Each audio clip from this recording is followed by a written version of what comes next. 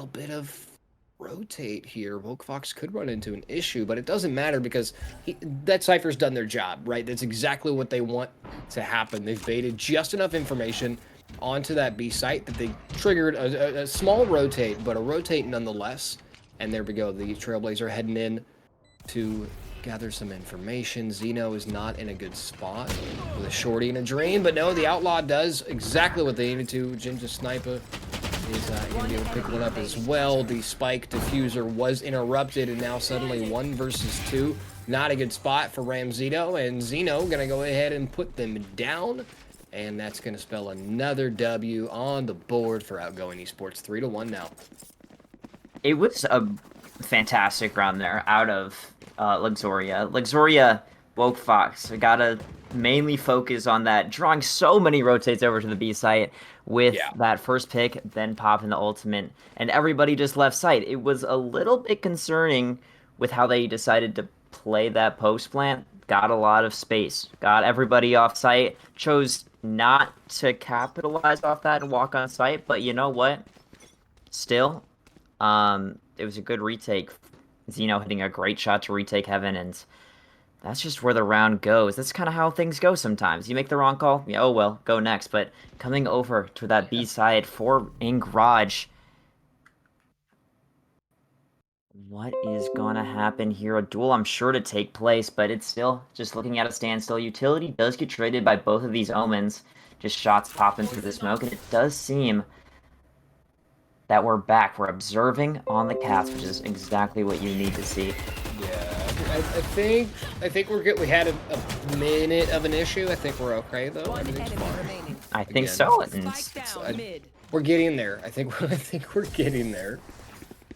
Outgoing Esports, though, absolutely dominating that round. Tried to take that one mid. It didn't work too well, but it's still, they clean up the round. Are going to come through another timeout, so makes a lot of sense. It will be a rifle v rifle round into this next one, but the main concern at the moment is you don't want Outgoing Esports to continue the snowball, to continue to build up ultimates, and on top of that, build up their economy. So, great timeout, I would say, from Pleb. Yeah, visually on our end, a bit of kind of messy, but everything's fine. I feel like we missed a chunk there, but you know, we got what we could, and we got what we did, and we are gonna see a timeout here. I believe that's a Luxuria timeout. Yes, this would be a Luxuria timeout. Yeah, but the again, the social vote, it goes to show we know nothing about these two teams. They're just 10 people who decided to turn their computers on today, and we're here for it because that's exactly what this is for. This is for lack of a better term, the amateur scene down here. We're here to help build each other up and build a standing for these players and casters and producers and the organization as a whole. We're here to be that building block, and we're witnessing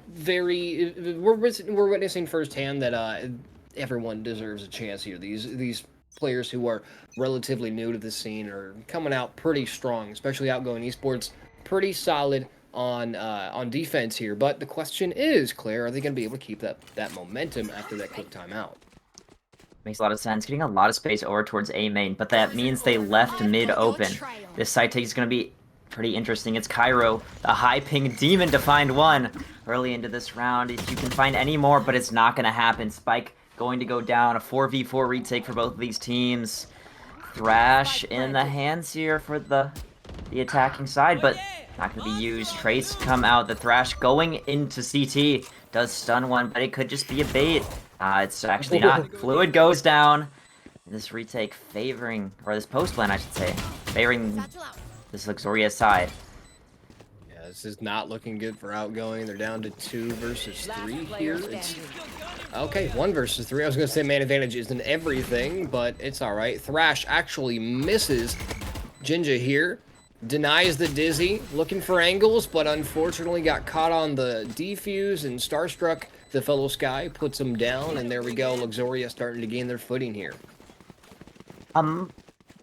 Great round there from Luxuria. I'm not too sure they knew that Outgoing was going to put so much pressure towards that A main take just to get that orb in the possession of, I think they wanted that to put it on 2-6-2-3 just to get that showstopper up, but maybe a bit too zealous there, and it left mid completely open, allowed for that B split to really cost nothing, and definitely capitalized off that play.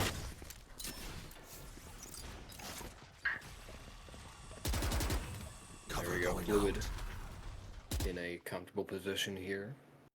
Watching mid, denies the Trailblazer information, pops up a smoke to deny, and he pushes as well. Look at all the smokes mid. Well, now they're dissipating, but there were 3 separate smokes down mid. So that shows you the amount of information coverage that both teams want to deny here. But 2623 might run into some problems here. Jin just popped up next to him, I believe, up in heaven. The showstopper comes out, able to pick one up, but the paranoia comes through, denies the second, but Jinja Sniper's there to pick 2 up for themselves, and suddenly it's Roxy in a 1 versus 3. Cairo snaps to the head. Shroud who? And there we go. Outgoing Esports continuing that dominance. They lost 1, and then they picked up 2, and they lost 1 again. They snagged it right back, and this is definitely, at the moment, Outgoing is the favored team here. I mean, look at that Sky, 11-4 for Outgoing. That is a little bit worrisome for Luxuria, especially on that defensive side when Luxuria has a arguably attack-favored composition here. On the attack side, you definitely want to be getting more kills, more damage, more space taken than they currently are. And a mixed buy here from Luxuria, having a judge in play and just trying to get this mid control. They do so quite easily, but the rotation to come out, the read for Outgoing Esports is just going, thinking this team is going to go towards that ace site, but they're just completely cutting noise, trying to sit mid, bait some rotates, bait some util out of this team, make this Outgoing Esports team just have a bunch of question marks in their brain. I have a bunch of question marks in my brain at all times, so I feel for these guys.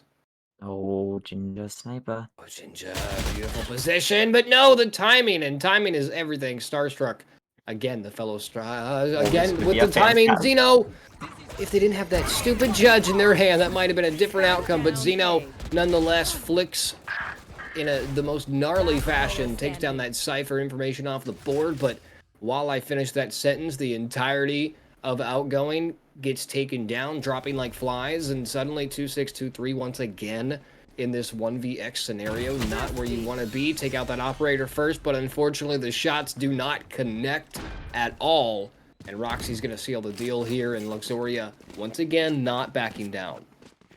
Yeah, finally getting into their position, getting themselves on the board here. Yet again, it's back and forth into this later rounds of the half, but an operator coming out on this attack side from Rancido, which is not something that we usually see every day.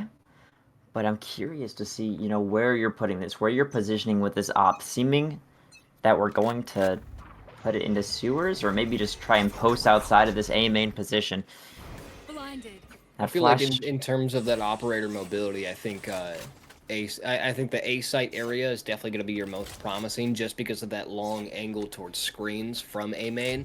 But again, the operator, it really just depends on whose hands it's in, because some people can be gnarly point blank and then other people rely on distance. So it really just depends on your play style, and having that on a jet is definitely, I think, can be the way to go just based on the mobility. But just a minute on the clock as Ramzito and company going to go ahead and make me eat my words. The operator comes out for the opening pick. Roxy with a Devil's Satchel right into Jinja's DMs, but she swipes left and leaves it to a 4 versus 3 as Jinja does go down. Starstruck is going to be able to get bombed down here on sites. Eventually, the cam goes up. The defense is, or the attack is setting up for that post-plant defense. And again, Outgoing, dropping like flies here. Woke Fox and company are not backing down. They are sealing the deal here. They had a rough start in those first couple rounds, but it doesn't matter because they are here to stay. 5-4 as Luxuria continues a bit of dominance here. Looking pretty clean here on the attacking side. It's I don't know if they should be favored on this side, but you know, whatever they're doing, the scrims, the VODs, all of that server time really paying off here, as it looks Yeah. like we're taking this over to the B side. And to point out, Outgoing loves to just stack and try to read this Luxuria team to gain that value, and this is just going to be a completely misread situation. So much presence towards mid, and this Luxuria team just walking into garage, no questions asked, and walking onto this B side as well. 6-2-3. Oh my goodness. We were talking about those flanks in the pregame. That's exactly what just happened, but it's okay because the operator player was ready and waiting for that angle. Ramzito is not going to challenge the smoke quite yet, as that rear flank smoke is going to come up, and better be careful here, sweeping back into garage. There is a jet holding that angle, but it doesn't matter. Starstruck going to put down Xeno. Like ticking away. Bender and company look to be very solid here on site. I say that as Roxy gets their head ripped off. A shot from Woke Fox takes down Cairo, but a quick refrag, another refrag, and now Bender seals the deal with a two-piece. And that is some solid gameplay coming out from Luxuria. They were rough in the first couple rounds, but they're starting to gain some footing here. It's all tied up 5-5, just 2 more rounds here in the first half. The way that this Luxuria team moving around the map is just giving them so much value without even seeing anyone. They don't even need to find anyone. They're just finding that hole in this defense of Outgoing Esports, and just incredibly well played. Not too sure who's calling. Not too sure if it's just, everyone's just like, this is what we're doing this round. But whatever it is, it's working so incredibly well. But now, I mean, you're in a pretty interesting situation. You see this Viper's Pit to come up, that mid avenue is entirely cut off unless you want to put so much resources into it. So gotta decide, take it A, take it B, or fight through the fortress that has been just put up there in mid. Yeah, if there's no engagement mid, then essentially, I wouldn't say wasted, but denying that space is definitely the way to go. But the raises trading out here, a two-piece from Roxy, and this is not immediately right out of the gate, not looking good for Outgoing. Ramzito continuing the rampage with that operator, been hitting their shots left and right, and going to continue to do so. Jinja Sniper completely alone in a 1 versus 4, 1 versus 3, 1 versus 2. Can they finish the job? No. Woke Fox with a wallbang headshot to finish it off, and there we go. All of a sudden, Luxuria is leading the charge here, 6-5 with 4 rounds in a row. It was like we had that timeout, and then all of a sudden a switch flipped, and Luxuria is a completely different team than the first 3 rounds.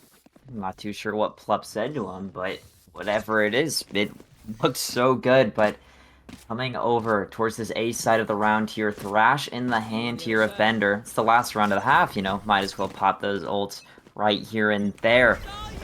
And Thrash trying to get as much value as possible, try to isolate a kill, and it does seem that that's going to happen. Just the dive here, the satchels to go on site. There we go. Sniper being taken out, but this take going to come in. Neural Theft being popped, going to give so much information to this attacking side, and retake needs to come in.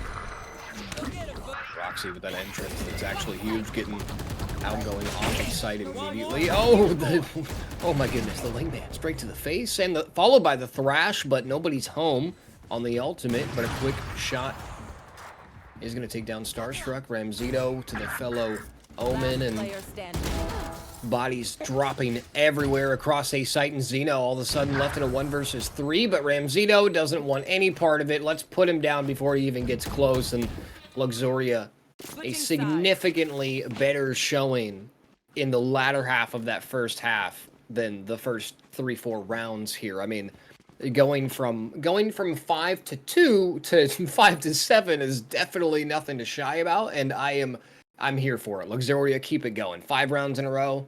That's good momentum heading into the second half. Just reading this Outgoing Esports team so well. You were talking about that timeout, how they flipped the switch, and I can only assume they were talking about just how aggressive this Outgoing Esports team likes to be on their defensive side. Yeah. We saw them just take so much control, and that was really gutting for this Luxuria side, and they just switched it up. They were like, let's just all go to the same place every single time and trade each other, and it worked wonders for this team. But quickly getting into this pistol round, 2-2-1 for this outgoing esports team defaulting around the map. Spike over towards that B site, so if you want to place your bets, it might be going over towards B, but with a kill like that, it's going to be pretty tough. Ooh. And it's another one, a flash to come out, getting to the other side, 2-6-2-3, not being able to capitalize on it, and just the numbers, all your comrades dropping around you. Oh, man. Lots of health missing from both teams here, but outgoing at a clear disadvantage. Look at Fluid on site, essentially alone. No, 2623's got the eagle eye, but better watch. Don't fly too close to the sun. They're coming up through mid. They're coming up through mail room. Suddenly, it could turn into a 1 versus 4. The bird comes out 1 by 1. They're dropping 1 versus 2 now. Starstruck gonna finish it off after a harrowing adventure from outgoing here. But Luxoria, once again, gonna go ahead and pop another point on the board. It was almost a fantastic stand there from this outgoing team, 2-6-2-3, putting up big numbers that round, but it's just not going to be enough. This Luxoria team continuing, just winning every single round, and it could only assume that they would continue on this next round, but not too sure if you're looking at the guns here for this outgoing team, but stingers across the board, except for that Sheriff in the hands of Ginger Sniper, which is not something we're too familiar with seeing on this second round of the half. Shadows traveling. Yeah, and coming off the pistol rounds, it's a bit of a risk, but they did take that first round, so why not risk it just a little bit for the biscuit? And there we go, through the smoke. Bender capitalizing, taking down that controller. That's going to make the post-plant defense a little bit harder. They still have 1 controller on the board, so it's not going to be impossible with that Omen, but it's not going to be easy either. Bender is solidifying, just making sure that they all sit in that hole, but I think they're actually, I think Outgoing is playing this really well. They're just doing 1 peek at a time, so not all 3 of them are spotted, and as I say that, they tell me to shut up because all 3 of them are going to swing at the same time, pick up 1 kill with a stinger, and suddenly, less than a minute on the clock, there we go, Ramsito capitalizing with 1, Woke Fox with a 2nd, and this is not a good situation for Jinja to be in, and Bender gonna run them down with a Bulldog. And there we go, Luxoria looking real solid. Extremely solid, and they're going to be over the moon with that round there. It's looking as, you know, I would assume this team from, or this outgoing esports team needing to save this round because, you know, they did invest quite a bit, but just going to force into it regardless. Rifles across the board, except in just Sniper opting for a Guardian. Actually, three Guardians. I was seeing 5 Vandals and Phantoms, but, you know, here we are, switching it up, wanting a little bit more money, wanting that full shield. They know that Outlaw's in the hand with Ramsito. The pick to go through, the Guardians favoring them into this round, and mid-control is going to be all theirs.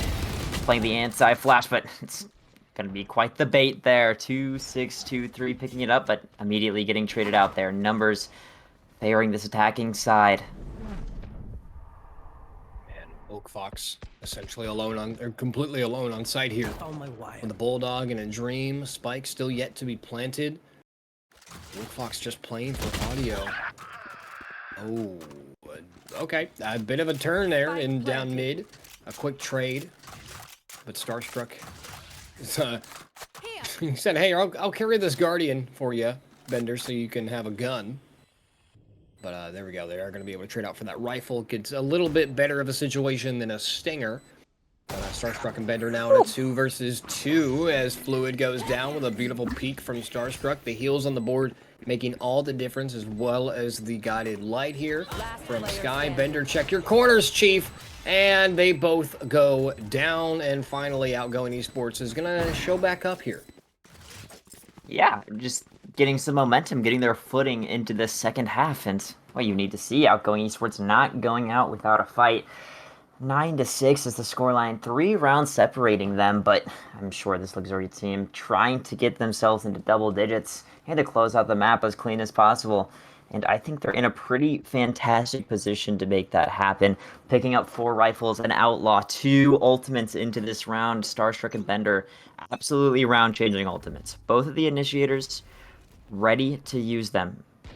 In the position, could be a retake, they could use it a little bit faster, maybe to re-clear space. I'm not too sure what's going on inside their heads, but we can What only is time will going tell. on inside their heads? That's the question here. Starstruck. The Trailblazer looking to get some information. Gonna get a little bit here. Spots out Raze and Sky. Roxy goes down, as does Jinja. My Quick second God, and a third from Starstruck. Starstruck. Pulls out the classic, but it's not going to be enough. Going to have to back off of that angle. Rethink that down to 5 HP, but Bender here on the other side of the map is going to take out Cairo, and suddenly it's fluid. The lone controller, 67 HP in a damn dream. 1 versus 1. Woke Fox picks him up, and there we go. Luxuria reaches double digits, 3 away from taking this first game of the day. That mid play was phenomenal out of Starstruck. Yeah. It was just some good That sealed the shooting deal. there. Those 3 kills down mid. It was gorgeous.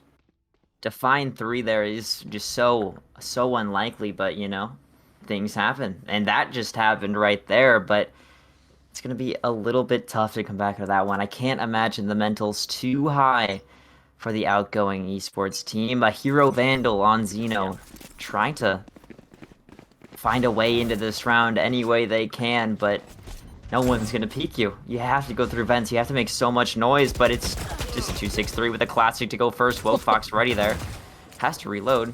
You know, trying to get the timing, having some fun there on the ropes. Camera comes out. You do tag one. Oh no. Oh, and just the crossfire. It's absolutely phenomenal. Bender with a beautiful angle saves his teammate.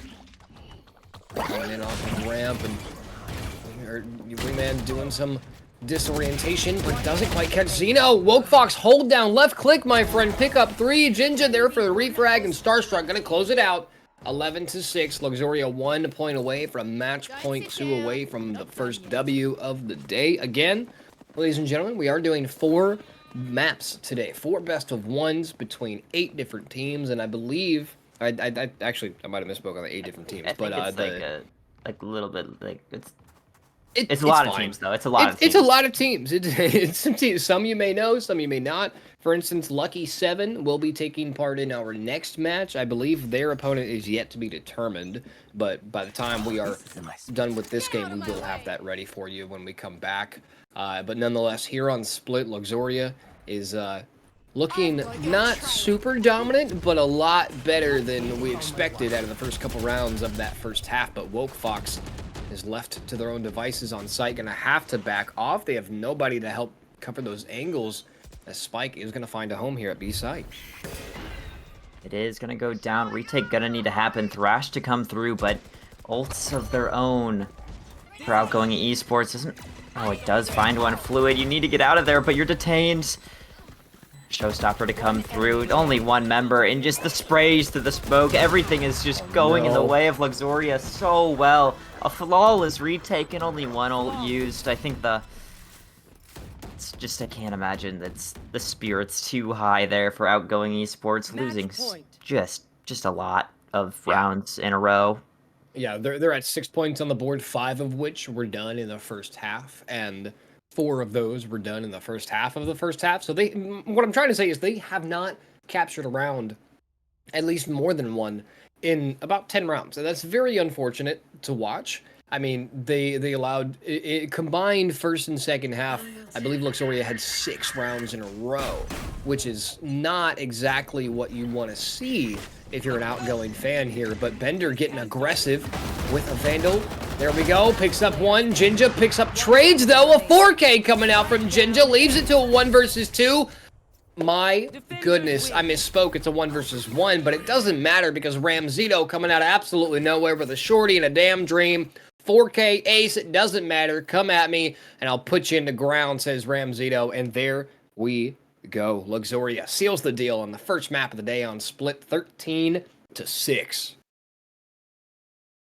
An extremely dominant round. Just after that first timeout, I know we've mentioned it quite a bit, but I think it's incredibly important to do so. They just woke up there. Yeah. A night and day difference. Just whatever Plup had to say, whatever the coach of that Luxuria team had, it was extremely moving, extremely motivational, and game winning. But yeah, well played, good stuff from this Exoria team. And I know you don't Yeah. have that scoreboard pulled up, but yeah, 4 members of this Exoria team in the top 5 in the lobby. Only Jinja Sniper to match MVP had a fantastic performance, definitely the best on that team, but it's just unfortunately a team game, not enough to carry the team across the line. They do lose Yeah. 13-6, but still a lot of Valorant left to play, and I'm excited to get into it. I am excited as well. We are going to send it to a quick break here before we come back with our next 2 teams. Don't go anywhere. Make sure you follow us on all the social media. ! Sponsors in Twitch chat. We'll give you all the information you need about our beautiful sponsors, Nexus and Company, making this possible. But nonetheless, don't go anywhere. I mean, go ahead. Grab some water, hydrate. High five your grandma, say hi, ask people how their day's going. Grab a Pop Tart, and we'll see you guys in just a few minutes.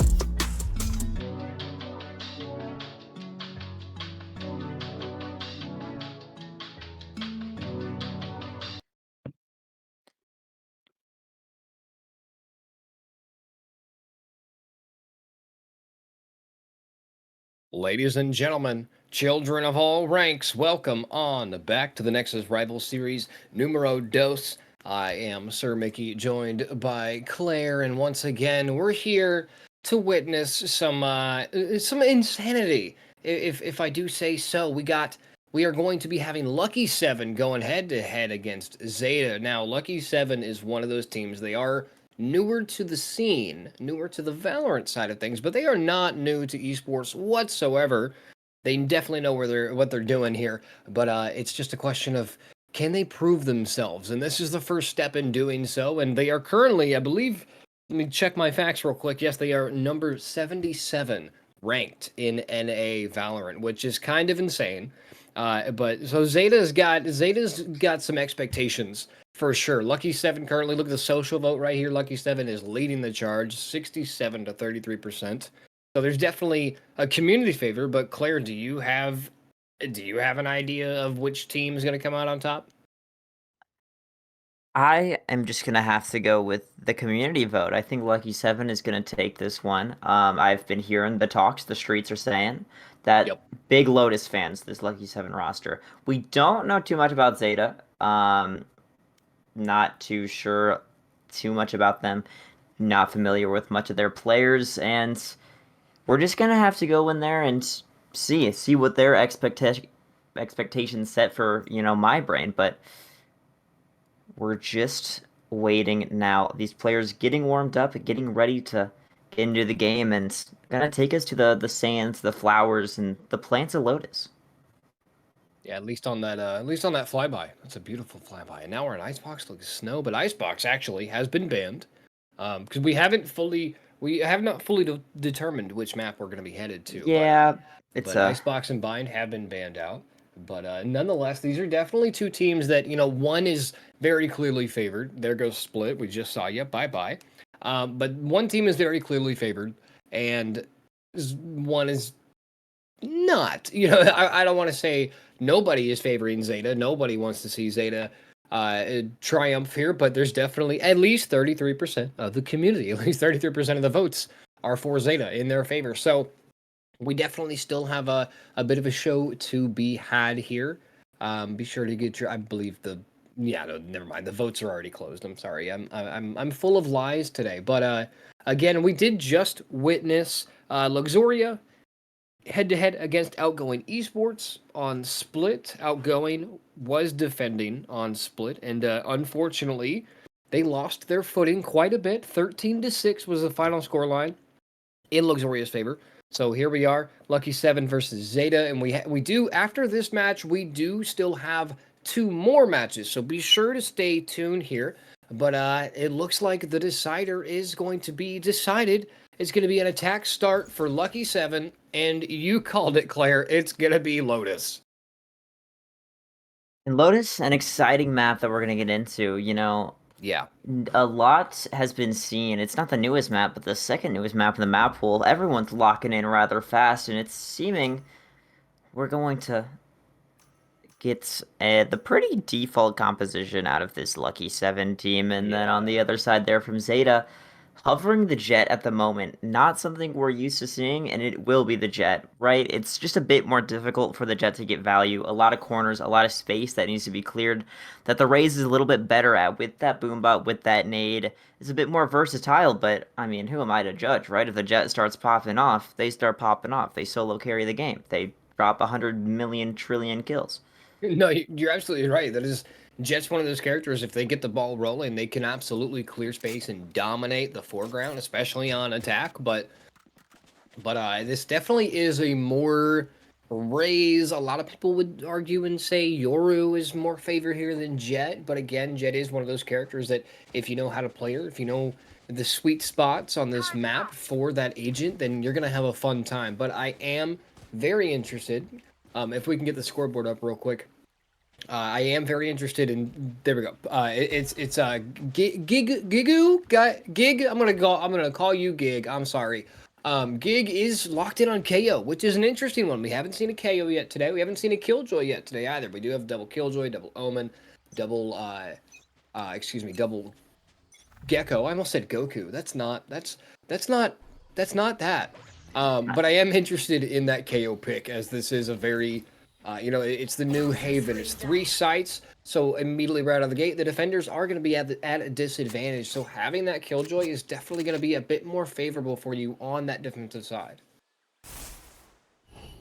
Yeah, I would agree. It's just a pretty interesting way of going about this map at the moment, getting a lot of space here for free, using that enemy or their own Viper Wall to their advantage, and having this KJ lurk up, potentially being able to find a pretty cheeky kill, but the rotates are going to go through, going right over towards A, and some shots going to come out, and that's going to favor Geo on this Omen here.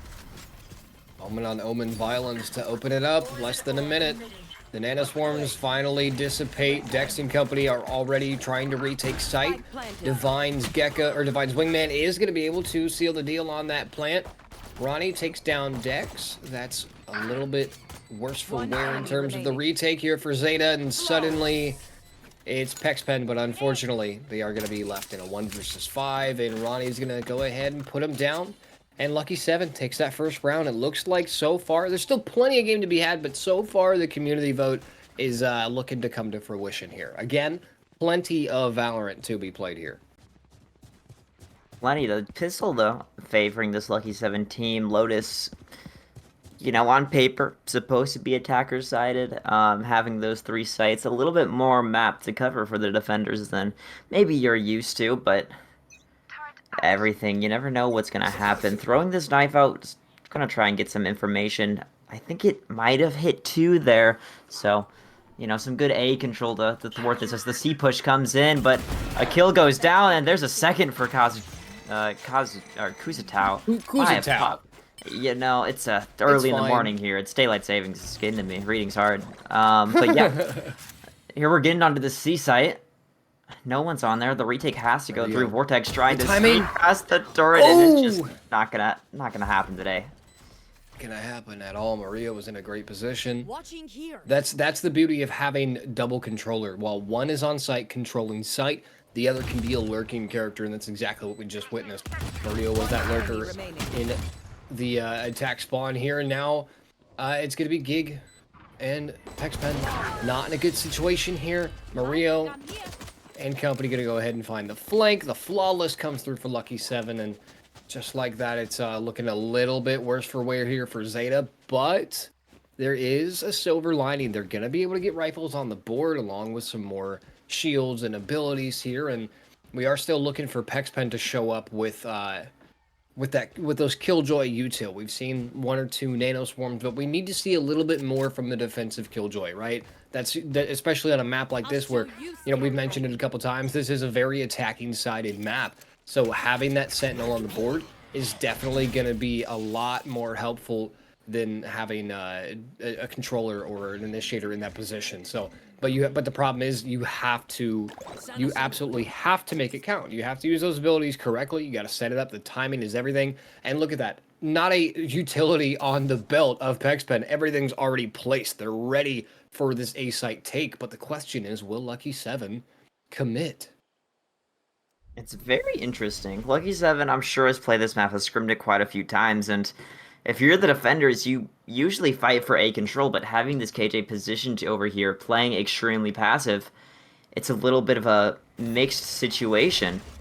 That KO knife gonna get some util onto that Gecko lurking around Divine. You need to be a bit more careful. Rotates to come out to A, and this Jet getting so much mound control, but Kuzatao is waiting, is wary about it, calling the rotate over. This B side really is just kind of clear. The KO nade goes through, but not gonna slow down this push in the slightest. Not at all, with the rays coming in heavy. Boombot as well. Wingman gets the plant. Kuzatao watching the flank. And yeah, no dice for that Jet. They're gonna get sealed off from that retake, but Gig looking to make some space here on site, but gets taken down. Pexpen picks one up, but gets traded out almost immediately, and now, just like that, this lone Jet is going to be left in a 1 versus 5. I have no idea how to pronounce that name. I don't want to butcher it out of respect for the players, so I'm just going to call you Jet. Okay, I was going to say 1 down, 3 to go, but unfortunately we didn't even get that far. But Kuzatao going to seal the deal. Lucky 7 looking pretty dominant here on Lotus so far. Yeah, they've looked fantastic. It's a bit concerning looking at this defensive side here from Zeta. I've watched a lot of Valorant, right, at all levels here, and it's concerning to the start that the Zeta team has got off. It is still early, though. We've been uttering that for quite some time. The Thrash to come out. This is an eco round, though. A Bucky to come through for Fuliosh, and it could get some big value here.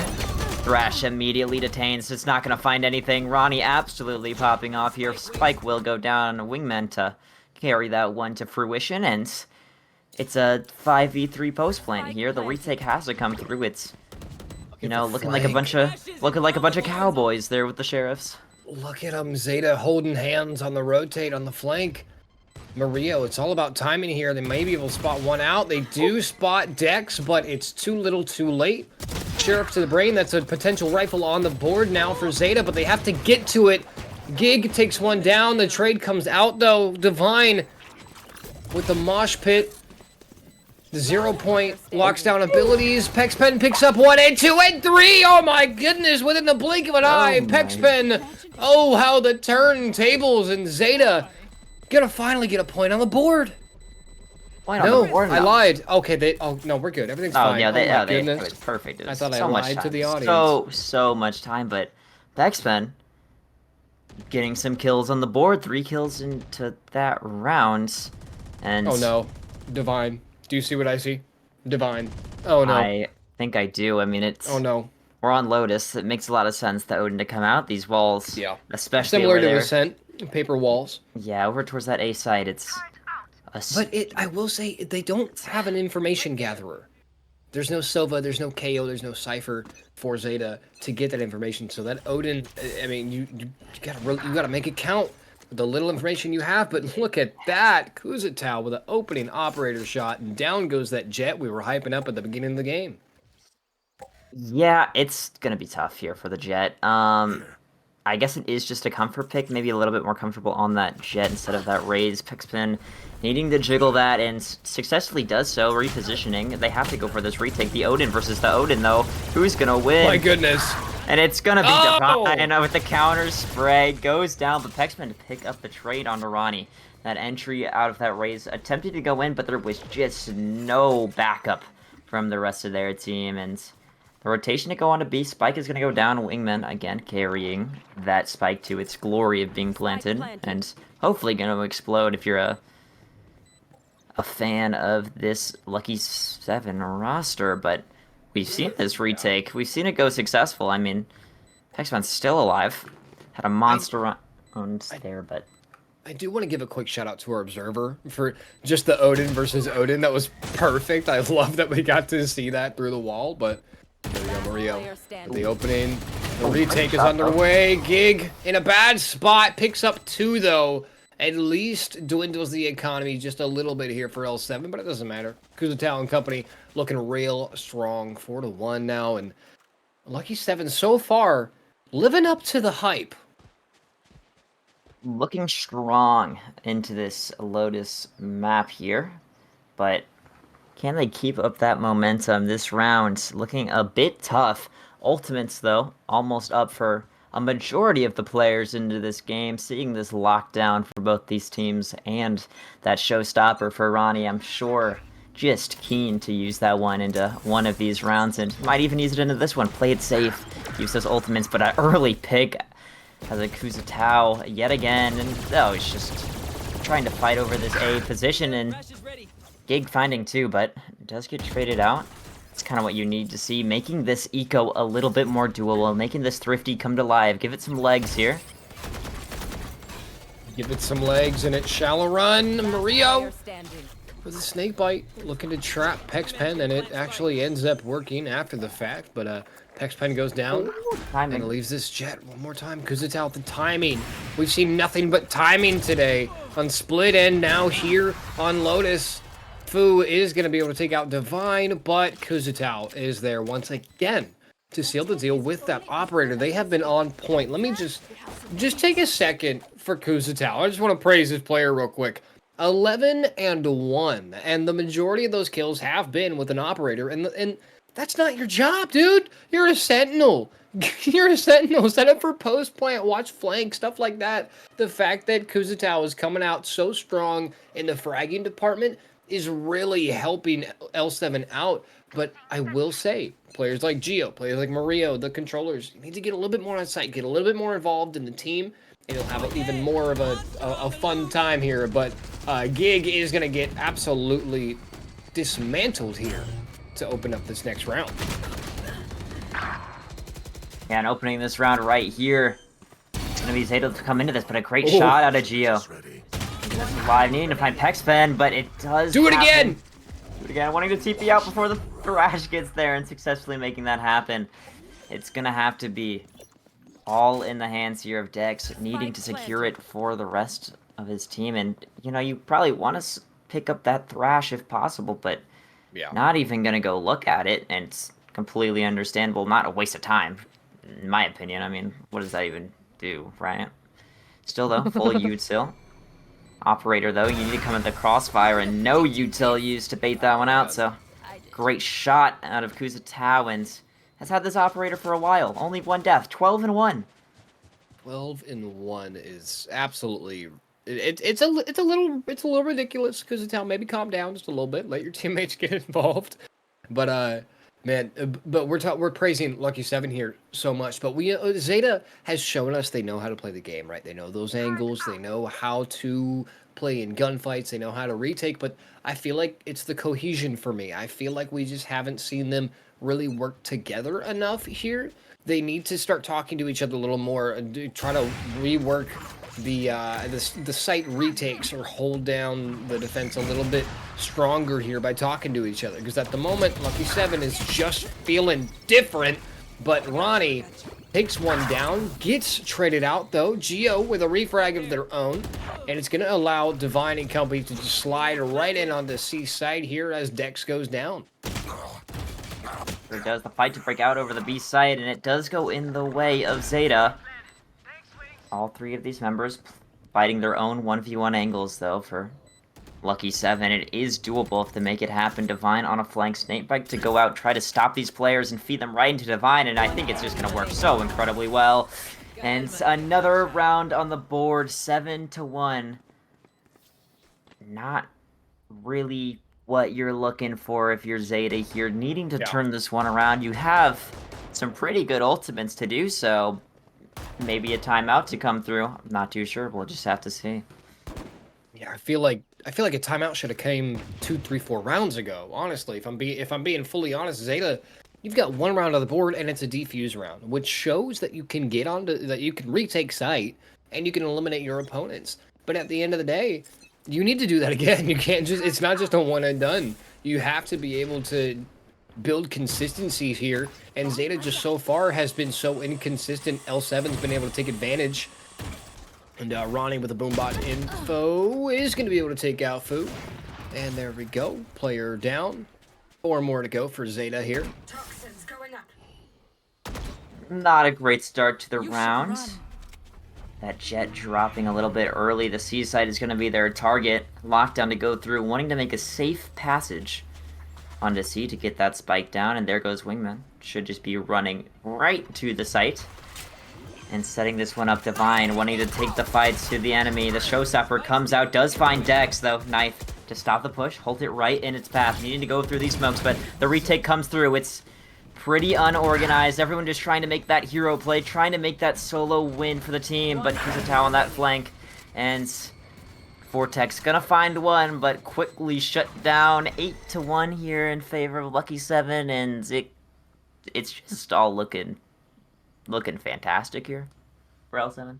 Yeah, at least for Lucky 7, it's looking real good. But I mean, if you're a fan of Zeta, you're quaking in your boots at the moment. I mean, this is not where you want to be. This is now 5 rounds in a row that they have dropped, and they need to find a foothold here. They need to find something to grab onto. And yes, we've talked about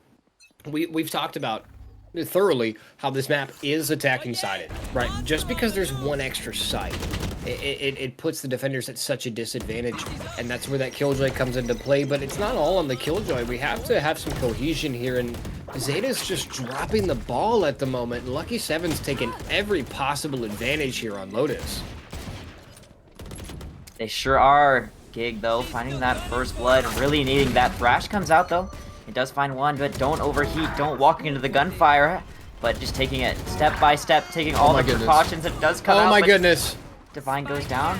Needing to satchel out of there is Ronnie, but keep a look on that flank. Murillo needing to find this and finding two. There's one. There's another, and to close out the round. 9-1, an 8-round lead here. Oh, and man. the calls have just been fantastic into this game.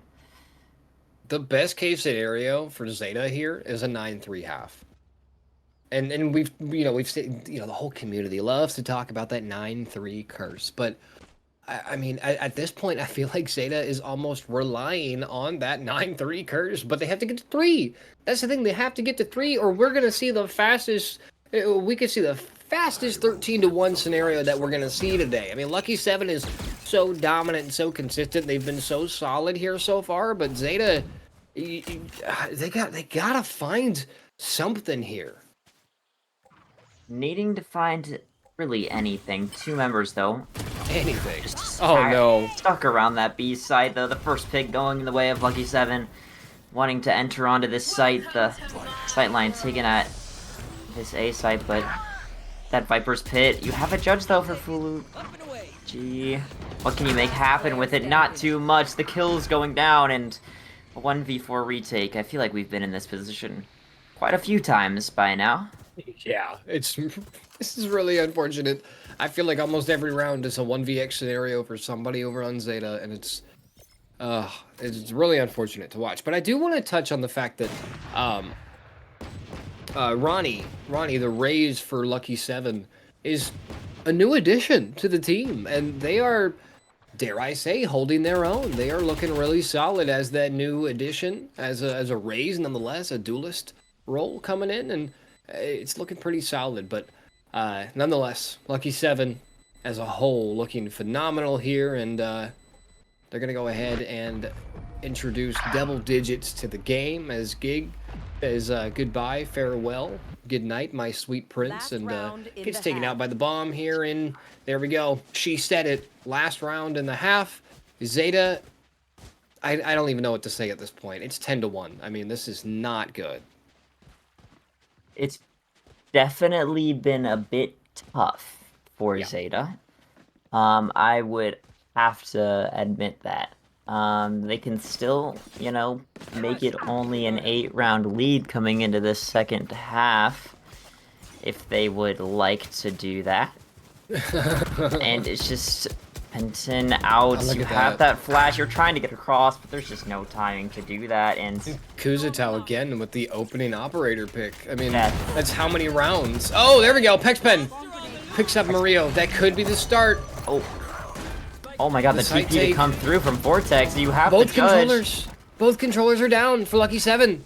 Post-plant defense is going to be that much harder, but Divine and company, they've been able to do it before. But the question is Zeta going to be able to solidify this holding here? Keep isolating those players. Take them out one by one. Dizzy gets denied, but Dex denies Divine. The fellow Geckos going at it, and there we go. Kuzatao showing us how nasty they can be with that operator. Suddenly, it's Dex again with the help of Thrash in a 1 versus 2. The door gets closed. Bomb is ticking. Thrash not going to find a damn thing, and it's all down to time, and unfortunately Kuzatao doesn't care how fast that clock is ticking because he's going to go ahead and solidify an 11th point on the board here, and it's second half.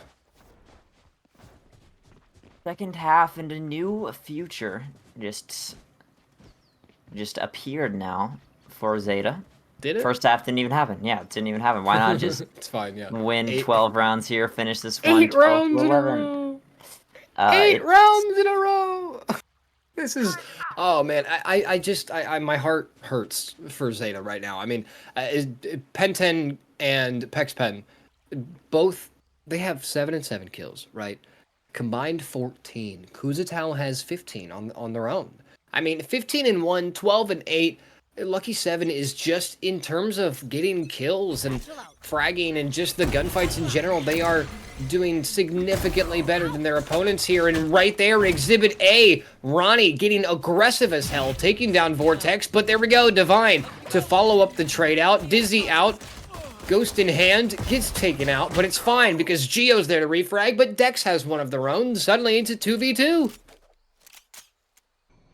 Gig is aware of this flank. They're aware that it's a possibility. Gun's not out there for Kusma, no. but the shots don't land, and you're just wanting to kill Wingman here, unless you want to let that spike get planted to let yourself be a little bit more sneaky. No one's playing in tree anymore, and it's not planted too well here for Dex. You have to No approach. way they're gonna stick this. No way they're gonna stick this. Nope. Gets stuck, but it's into a 1v1 now. All the eyes here on Dex. You need to win this round. You need to at least get something cooking here.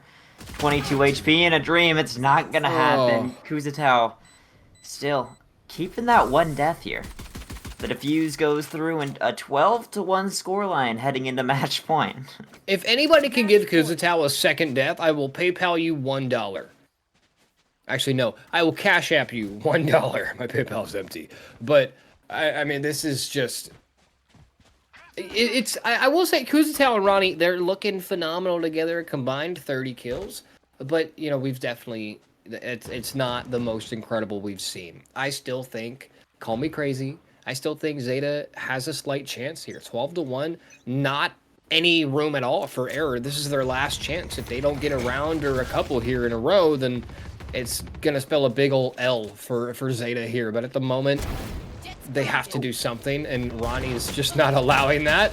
One outlaw pick on the board, and Ronnie goes down as well. Geo again with a beautiful positioning, picks one up, gets traded out again. Mario, one for themselves. That was a crazy shrouded step animation after the fact, but Mario, oh, the turret just saved Pexpen's life. You gotta watch out for those Vipers ollies, and it's just gonna be over. The utility to take down Pexpen and Murillo, just a shut down Gig as we close out Lotus 13-1. An extremely dominant map there from Lucky 7, and completely deserved as It was well. to be expected. It was 67, I believe, to 33% in favor of Lucky 7, and they saw that, and they were like, all right, let's turn it on, boys and girls, and they turned it on, boys and girls, and that was... man, that was just heartbreaking for Zeta. They captured, I believe it was the third round, and then that was it. That was it. The entire game, they got 1 point on the board, and they just could not find their footing, and Lucky 7 absolutely bulldozed the competition here on Lotus. And you can sit there and argue that they started on attack, which is favored on this map, but in general, Lucky 7 definitely played different. I'm just going to call it, that's a team diff. That is... Man, that is like full on. I mean, you talk about gunfights, you talk about strategies. Lucky 7 had it in the bag from round 2. It was just a phenomenal showing. But Claire, before we send it to break, any final thoughts on Lotus? It was a Lucky 7 diff. I mean, everyone looked fantastic. Getting, let me do the math here. Oh, they got so many first bloods, right? They got 11, 12, 13 first bloods. So every time they got one, they won the round. Yeah. Great conversion rate there, 100%. And it's just like, what else are you gonna say? It was just a fantastically well-played map.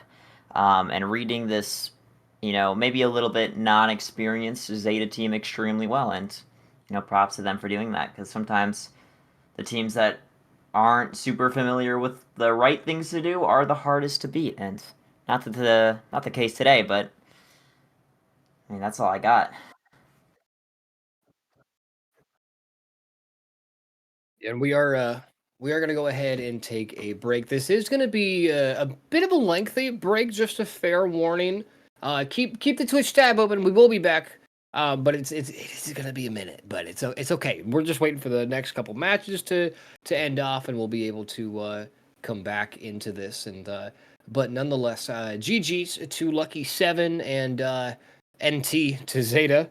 But yeah, we will go ahead and say goodbye for now. Stay tuned. We'll be back in just a little while with some more Valorant action. So don't go anywhere.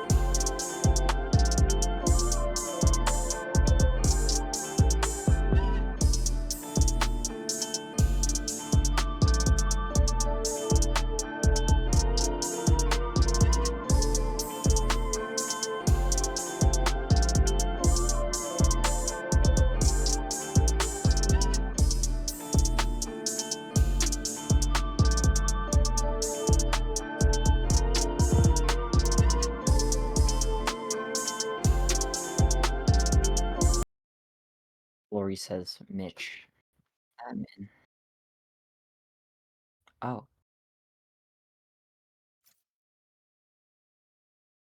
Ladies and gentlemen, welcome on back to Nexus Rivals Series Numero Dos. We're headed up to it's the main bracket here.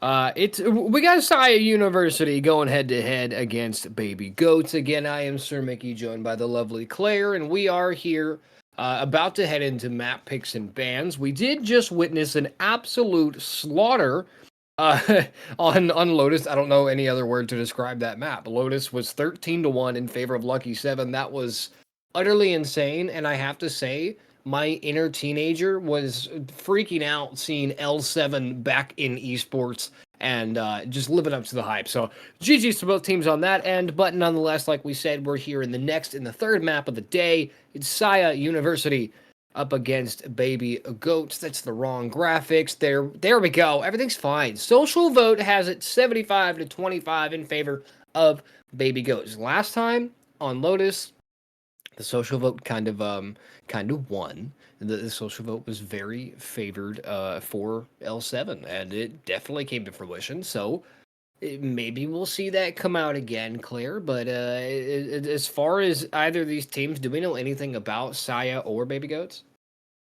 I personally am not that familiar with them, but I don't believe that should really matter too much. The current consensus from the just everyone out there is stating that Baby Goats, are more likely to win this map than we saw even Lucky 7 to win that Breeze map. So if that's any correlation whatsoever.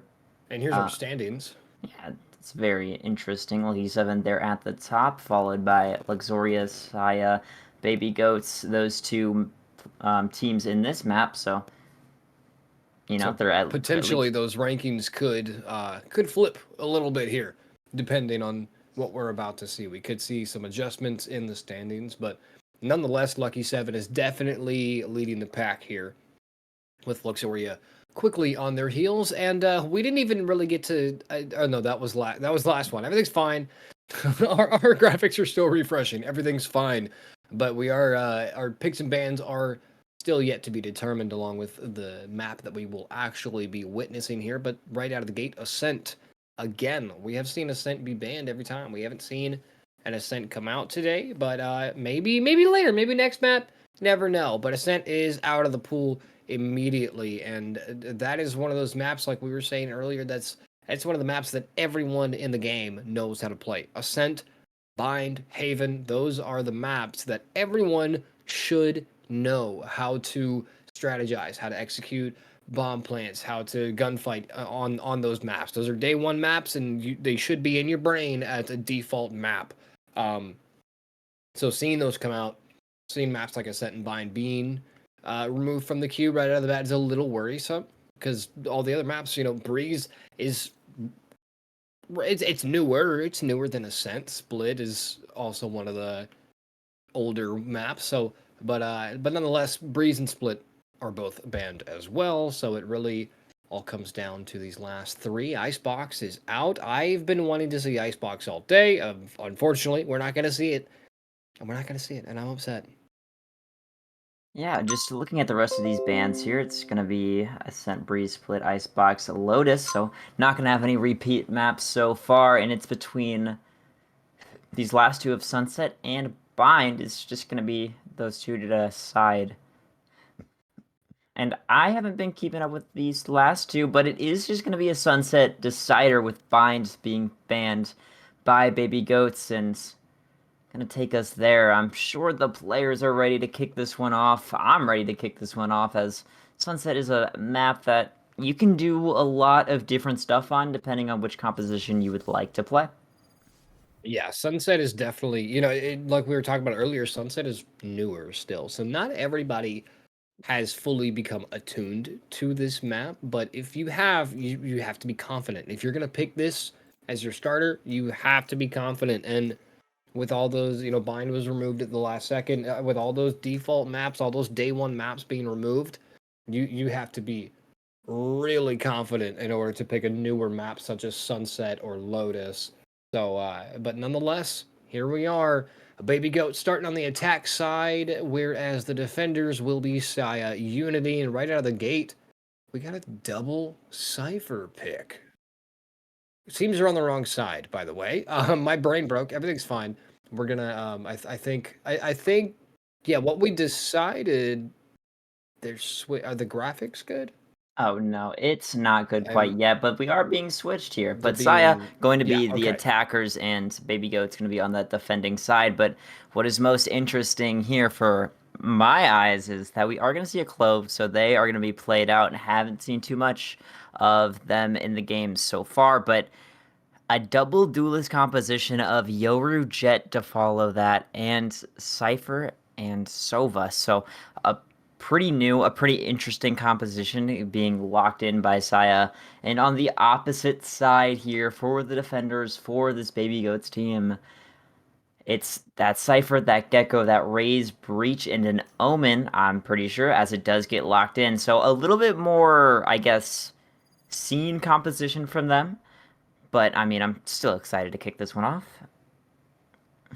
Yeah, I'm gonna be a little honest here. This is going to be my second time ever casting Sunset, and my first time casting Clove, which I didn't actually know was I didn't know that they were available for pick in this tournament, but apparently we're here for a show, and somebody wants to give us that show. Messiah Unity is going to be on the attack, Baby Goat's on the defense, but it all comes down to Sunset here. This is definitely one of those maps, again, newer.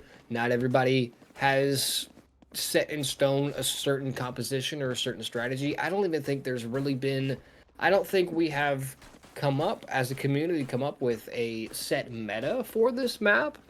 But it's definitely going to be an interesting one, to say the least. It is, and I don't know if this is going to go through. It does seem that the sides have been a little bit confused here. But I mean, it gives us more time to chit chat, talk about what's going on here. It's an I think we are going to take a pause to interesting- swap here. Yeah, I believe that is the case as It's well. okay. It It's happens. okay. Everything it's fine.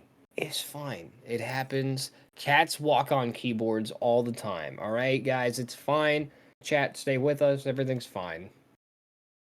It is going to be what it is, and just going to quickly switch this one over. I'm imagining we're going to see the exact same compositions. I can only assume, but only time will tell. The sides being switched right now as we speak, and quickly going to hop back onto the streets of Sunset. But it's been pretty interesting to see this one come out, because it was Saya playing that Clove. We haven't even seen a lot of Clove in the tier 1 level. This was the first week they were, like, playable from all of the regions, I believe. So, I don't know, there's not a lot of VODs out of, like, the util combos you can make happen, or really just where you play the Clove, or what happens. But it is just a controller agent. Throw those smokes down. You can do a little bit more when you die, which is kind of cool. You can throw a smoke down or two, and that's kind of interesting. Yeah, it's definitely one of those. Again, like we were saying, there's no real set composition on Sunset yet, so it's definitely interesting in terms of the strategy and whatever is to come into play here. But it looks like we have successfully adjusted sides here, where Baby Goats will be. Okay, wait. Are we good? Production? I think we're okay. Oh, we should be good. Yeah. I think we're okay. Baby Goats is gonna be on the attack, and Saya will be on the defense. I believe we are good. Yes, everything's fine. We're getting the okay. We're getting the confirmation from TOs in production. Everything's fine. A huge shout out to Mitch and Maxim, who have been in the background of this event the entire night. Claire and I wouldn't be able to do what we're doing without them, and of course, none of us would be able to do anything without you, beautiful people in the chat. Brought to you by viewers like you on Twitch.tv. Anyways, Sunset. Here we are. Here we are, yeah, no, kicking this one off. So, getting into this, I mean, it's just going to be extremely interesting to see which team brings this one out. We were looking at that pick a little bit earlier, seeing the viewers at home, as you keep saying, 75% opting for the Baby Goats team to win this map out. But yeah, no, getting into this, I'm curious to see which team pulls out the win here, and seeing some other technical issues as we get into this one. We've had them all day. We Wait, were having DCs on split. We were having some connection issues here and there. I mean, things happen. It's all right.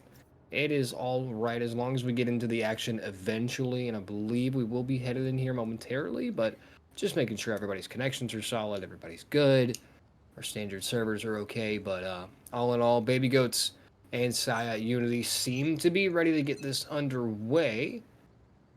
I think never mind. Never you mind. know I what? I mean, immediately. I didn't even want to play that one. Yeah, I I don't mean, even. I don't even want to see what is uh, Sunset. Who names their kid Valorant? What? I don't even know what's going too on many, around me. just those Gen Z parents. Wild stuff. Gen Z Wild parents, stuff. those Zoomers, man. They coming out. This is Wow. our new baby boy. His name is Sunset. His sister's name is Lotus. Actually, you know what? Wait, that'd Lotus. be fire. Okay, yeah, no, Lotus would be a good name for a baby girl. Honestly, I can't even Write that lie. down. Hold Write up. that down. Yeah, no, let me get my dry erase board out real quick. Hold up. See, we have fun here, the fam, this kiddos, gang. All You know what I'm right. No, I saying? mean, yeah, it is just a good time. But yeah, I mean, finally we're getting into this for the third time, and that's what they, Third they time's the call it third charm. time the charm. I'm not too sure where that phrase came from, but I'm sure it's loading into Valorant games. Yeah, I was gonna say, I'm pretty sure it It's originated in Valorant. I mean, I think so. you think If I about it, best of remember. threes. Third map is your best chance. Third time's charm. I think we just cracked the code there, Claire. I think. Yeah, we're like Um, historians of where phrases come from. yeah, exactly. We are phrase historians, and by That's that we mean we just make this crap up as we go. But nonetheless, I think we are finally good to go here. I'm going to give it a second and let everybody settle in, make sure we're on the right sides before I even tell you what teams are on what sides here, because every oh, time we I should. say it, it gets mixed up. I think okay. Okay. We're good. Everything's fine. Production's telling me to shut up. We're fine. Saya Unity is going to be starting on defense. Baby Goats on the attack. Everything is fine. And for the 175th time today, here we are on Sunset, ready to go. Yeah, kicking this one off in Sunset is still a new map, but a lot of teams getting a lot of reps on it, and it's looking like we're just trying to take some mid control for both these teams. The Dizzy does go up, but the smoke, a bit of counterproductive utility to come out from this attacking side. And not what you want to see, but I mean, it happens. It was some util going there, but it's completely empty now, opting to go over towards this B site, but still making no noise, a default to bring this game open. An immediate rotate from Baby Goats. Looks like they hadn't fully committed to B site, so it's not like they're losing much aside from that Cypher Cam, which eventually will be retracted. The Omen smoke to go up, a second one to follow. Lots of util coming out to lay down the groundwork here for A site to be cleared by Baby Goats, and so far Saya has lost one member. It's that Jet we were talking about, who can be so instrumental in the attack side, but they're on defense this time. But Schizophrenic in a 1 versus 2 here. Lazy picks up 2 through the wall to save Schizo's life, just like that. Saya Unity is at a 3-man deficit. Neeks from out of nowhere picks up 1, a quick trade from somebody, but Yeaton is there to drop Clove, and there we go. Baby Goats picks up that first round, and I feel more confident now that we're actually in the game and people are shooting at each other. We're good. Everything's fine. There's always a rough road before you get to the successful part. Am I right or am I right? Never heard truer words. You sound so unconvinced. I am the most convinced, but getting into the second one, starting it off, it's a pretty similar scene to what we saw the first round. Some fast aggression, though, from this Syed team. Or, nah, it's that Baby Goats team to put some aggression towards this A main. And the trap wire to find one. The trade's coming through, but it's only going to be one.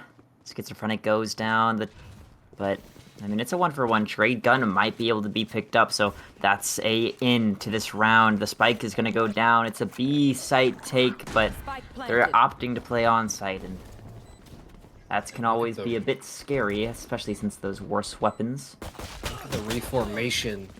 If you look at the map, ladies and gentlemen, Unity absolutely overtaking B site, all flooding through mid, but JC, Saber, and somebody all go down to the hands of Jurassic, who's not done yet with the help of Breach to get in those angles. Lazy takes down the final Otis player here for Baby Goats, and it's going to seal the deal for yet another round. And the Phantom coming out from Lazy paid off in dividends. We're able to pick up a couple kills that round and make it a little worth it in the end. More money on the board for Baby Goats, but the thing is now, Claire, Unity is also going to be able to get some rifles on the board.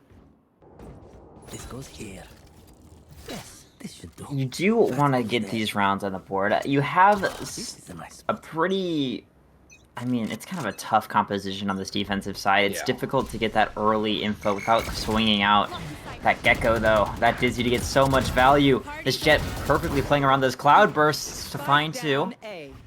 Two other kills, opting to go out. A 4v2 now, favoring of this Syed team, and finds another, but does eventually go down now.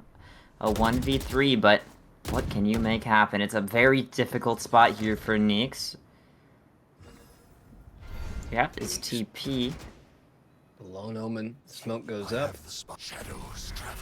That was an enemy smoke, and it actually was the perfect, a perfect sight blocker there for them to recover, for Neeks to recover bomb here, but check your corners. Oh, Captain Price is frowning at you right now, Neeks. You gotta check those corners. Somebody picks it up, and Unity finally gonna get one on the board, 2-1. There is still plenty of Valorant to be played here, so I'm not even gonna take a second glance, but we will take a second glance at this replay. Look at JC's positioning here. Picks up one, picks up two. Beautiful headshot on the Yeaton, and that right there opened up the round beautifully for Saya to continue to go ahead and just capture that round. That was a beautiful opener there from JC, and it's exactly what they needed. Now Baby Goats is looking to regroup here and capture a third on the board. A rifle v rifle round? Not really. The buy is a pretty mixed bag there from Baby Goats, but I mean, it shouldn't stop them. Still a lot of firepower from that team. OG Saber trying to play off those trips, try to play a pretty close angle. That nade is just trying to get him to break and successfully makes that happen. A bit before Saber could pull that trap wire back, but still a very slow default, trying to get as much info around the map as possible. Trying to bait some util, get some rotates out of these players, but alas, not quite finding anything. And Otis to win that first opening duel on that Yoru, being able to use that gate crash to get right out of there and set up for a retake onto site, unless they are opting to hold it. Oh yeah, monster on the loose. Here we are with Thrash coming in, going to be clearing so much sight, but the flank from this team to find so much value. And just Jeeton not knowing where you are, and JC on a great flank, dashing into that back of the alley there, and absolutely cleaning house. Tied 2-2 here as we get into this deciding round of who's going to be the first to take this lead. Yeah, and it's looking a little worse for wear for Baby Goats here. They're forced down to Sheriffs. And but don't worry, they still have hopes and dreams, but will it be enough to get the third on the board here? Like you said, we're waiting to see who's going to take this lead here, and at the moment it's you know, obviously at the moment the tie game's looking pretty even, but in my eyes, there is a clear victor of at least this round, and that is going to be Saya, just based on weaponry. But we've seen upsets before. It could happen, but judging by what's going on in mid, absolute destruction at the hands of Saya, and it's going to continue. Somebody absolutely going off for no apparent reason. Calm down. It's not that deep. Picking up a 3-piece, whipping out the classic to finalize that third kill. And Saya Unity going to go ahead and prove me right, picking up that third point on the board. But look at this replay here. JC picks up one, immediately gets traded out. Otis picks one up for themselves, and here comes somebody. Picks one up, door closes, dismantles the door, get it out of the way, picks another one up, runs out of ammo. It doesn't matter. That's why we have secondaries in the first place, and solidifies the round for Saya Unity. That was a very, very clean round from Saya. Getting into this, and the tide's turning, but Saya absolutely popping off this Rolling Thunder to come through. Following is the take, getting stunned out of it, but the raise goes over. Some trades come on site. Spike is trying to go down with the wingman, but the spamming through the smoke. What can happen here? Only 2 members to go down onto Saya. Not too many casualties, but it's just such a difficult site to get into. Needing to watch that flank, but the ultimate coming out of the Clove. What value can it bring? It's not going to do anything. And yeah, the site goes down. JC, the final member, goes down. And the round is won from this side, or this Baby Goat side. Baby Goat's pulling it back here a little bit. I will say this is definitely the most balanced game we've seen today. I mean, the first map of the day was split 13-6 in favor of Luxoria. Second map was an absolute slaughterhouse in favor of Lucky 7, going 13-1. And now here we are, Saya Unity, Baby Goats, 3-3. This is definitely the most balanced, the most even map we've seen so far. It's a tug of war at the moment, but again, that could change at any moment. Showstopper in hand, proving me correct, but somebody goes down. Quick trade from the teammate as Schizophrenic goes down. Yeaton pick it up too for themselves, and all of a sudden, Saya Unity have found themselves in this situation once again. 2 versus 4 on the retake. It's possible, but it's definitely going to be a lot more difficult with all 4 players from Baby Goats. Look at them. They are all watching this doorway. They're all watching that same line of sight, and they're ready. Yeah, this is really just the meta play, though. Unfortunately to say, this is exactly what you're supposed to do.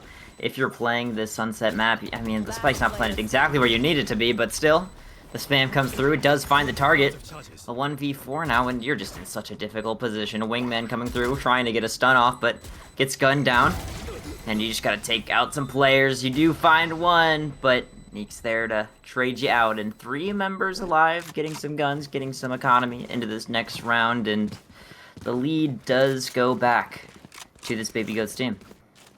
Yeah, and it's really unfortunate to see that, especially since part of that is, you know, a partial responsibility of that round going in the way of Baby Goats is strictly because Otis and company, you know, it was a 2v4, they used a lot of equipment to even get on site, to just check those corners and make sure they weren't going to get bombarded from an off angle, and in doing so, they had no utility left to actually fight the 4 remaining members of Baby Goats who were just locked in inside a garage there. But nonetheless, Baby Goats looking strong here, but so is Saya. Saya's not out of this just yet. It's just a 1-round deficit here. This is still anybody's game, in my opinion, but we'll have to wait and see what happens here. 1:20 on the clock, and a lot of action is happening at A site. Oh, the aftershock forces JC off of that box. Schizo picks up 1. The refrags are coming in. Schizo picks up a 2nd. Spike is going to get planted here. And now the retake is underway. 3 versus 4. 2 versus 4. Oh my goodness. Oh my goodness. It's looking a little bit tough. Saber, you need to watch out for that mosh pit, and you do successfully, but what can you make happen here in a 3v1? Maybe get some damage off. Maybe get this 1v3. You gotta find that first target, though. Trying to slice the pie, clear all of this site, but no one's playing on it. Just playing for the tap. The stun comes through. This breach is just such a pest. And down goes your life after a valiant attempt to stick that spike. Those breach fault lines, the girthquake as I like to call them, those can be absolutely detrimental in the middle of rounds. But we are going to see a timeout from the side of Saya Unity. Let's take a moment here. We're on defense. Where are we slipping up here? There is a clear gap in our defense where they're slipping through. They're able to trigger us into a rotate or whatever too early. We need to figure out where those gaps are. We need to solidify our hold here because whether or not Saya is rotating too soon or just not working together, not hitting their shots, something's going wrong here for them, and they need to figure out what that is. It's not a huge deficit. It's 5-3. We've seen crazier comebacks, right? So at this point, it's still anyone's game, but Baby Goats is definitely looking a little bit stronger here, and it helps the mental of Baby Goats that they are socially voted 75% in favor to take this match. So if you're Saya, you're already feeling a little nervous going into this, and now you're down by 2 rounds, so there's a lot of mental aspects to fight in here. Yeah, I mean, Baby Goat's just taking a timeout, and I think that this is a pretty solid timeout use. You did lose these last 3 rounds, so probably going to be a little bit on edge. You haven't been winning those in a while. Really, maybe when you should have. The retakes haven't looked the greatest out of them. And they just kind of look a bit confused of what they want to do. Do they want to hold side? Do they want to retake? Would they like to clear some space and fight at main or something? It's just the game plan coming into these rounds have looked a bit lackluster, but it's still early into the map on this defensive side. Maybe they're more of an attacker-sided team, but some shots to be fired through mid, some utility to be cleared, and it's just going back to this classic Baby Goats defaults of just looking at everything, seeing what they can pick up early into this round. Yep. Be as observant as possible, especially when you have Cypher. Put that camera up, get the trap wires going. That's your information for both teams.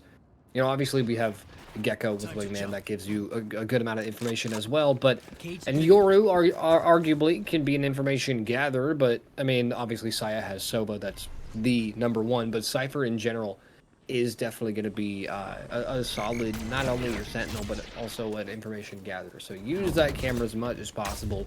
Give yourself something to work with. But speaking of working with, I mean, Saya is working together pretty well here to slow down this push as much as possible, but unfortunately, Baby Goats is eventually going to be able to get on site and get that bomb locked in. Look at the Yoru ultimate coming out here gathering information. The Stinger, no, Yeaton says goodbye to the Stinger, picks up 3. Jurassic is there to finish it off, and suddenly you blink and you miss it. Baby Goats solidifying another point on the board. What a hell of a round. And a good idea from that Saya side, but it's just didn't quite work out for them. Using that Yoru ultimate to go through, find everybody on site, did so much work, but just not enough utility to help them to put those players of Baby Goats out of position. And I mean, you were talking about it, that's kind of what they're missing here with that solo Sova that maybe someone else could have picked up. But I mean, take no time to slow this down as we're looking for a B hit over here. Oh yeah!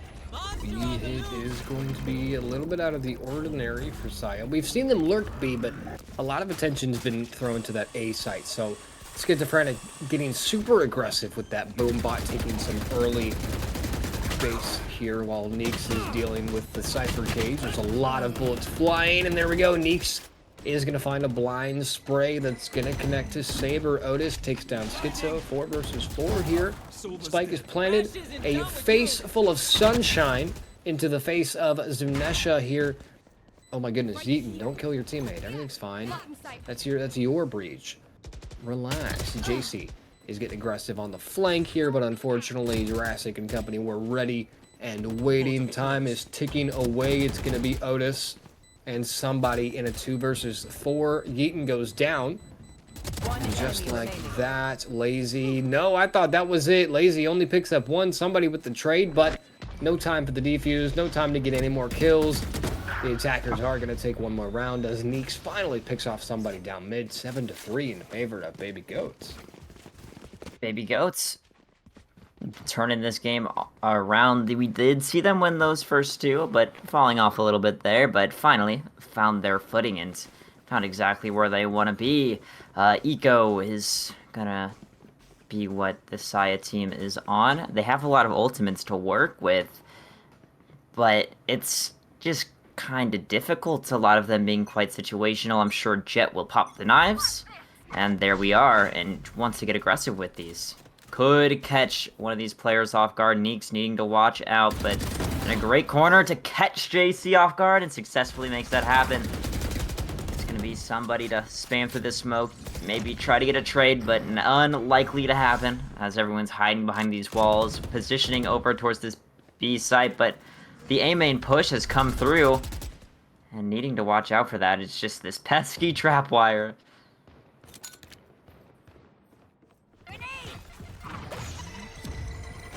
A site tick to go through, just everything being thrown on. The Dizzy goes onto site, just trying to stop this plant. Successfully makes that happen, but it's a stinger. You run out of bullets so fast. And the site take comes in. 3v5 now is the post plant. Numbers favoring Baby Goats. And they're just looking to get off site, wanting to lay this post plant. Schizophrenic on site. The last line of defense before they meet that main hold.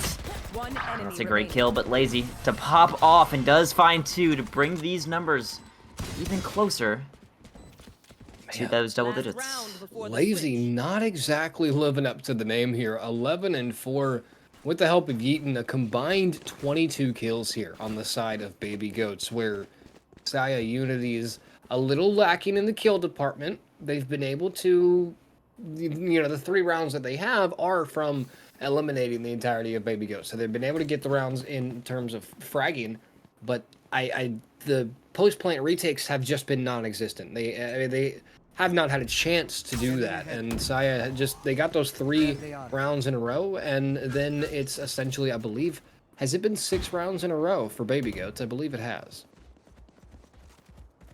I think that's actually such a right statement. It's been those 6 rounds, and coming into this one, it's just an A heavy take.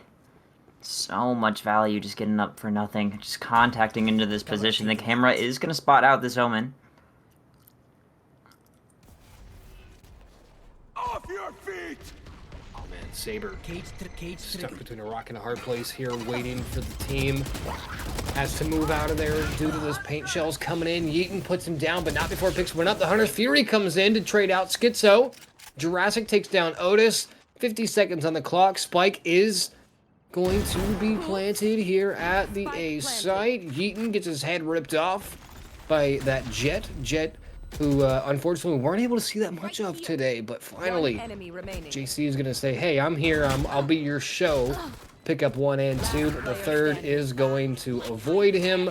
A quick self-res from somebody on that clove, and there we go. Zanesha gonna go ahead and finish it off. 8-4. Finally, Saya, after 6 rounds of capital L's, they are finally able to get another point on the board. Switching sides. An 8-4 half here on the defensive side for that team. It kind of concerns me a little bit. They were playing a lot of those retakes later into the round, and after that timeout, I think they were playing them a little bit better, personally, but those first couple of rounds were a bit more difficult. But you know what? This is the attacker's side. The takes on site are a bit more just straightforward for this team, and I think with this double duelist composition, you can make a lot happen with this. The Clove, maybe they can throw out some new set plays, new abilities that they could have been working on in coordination with those other agents. So I'm intrigued to see what we got cooking up here for the Saya team on attack. Yeah, it's definitely been a bit of a question mark here for Saya. They haven't been too consistent in terms of rounds and damage, but it's not over yet. We're in the second half. It's pistol round. They still have a chance to make a comeback here. I wouldn't even say it's a comeback. 4 rounds is not a huge deficit. We've seen crazier comebacks. So at this point, call me crazy, Claire, but I'm gonna still say it's anyone's game, because Baby Goats 4 more rounds to match point. For Saya, 4 more rounds to a tied game. So I don't think this is over by any means, but I do think if Saya, all 5 of them are hanging out in B main, so I think if they're able to commit all 5 to a heavy push right here at the right time, I think we're gonna see a pretty insane round here. But time is ticking away, 40 seconds on the clock. Jurassic ready and waiting with that one way, but gets blocked off of the angle.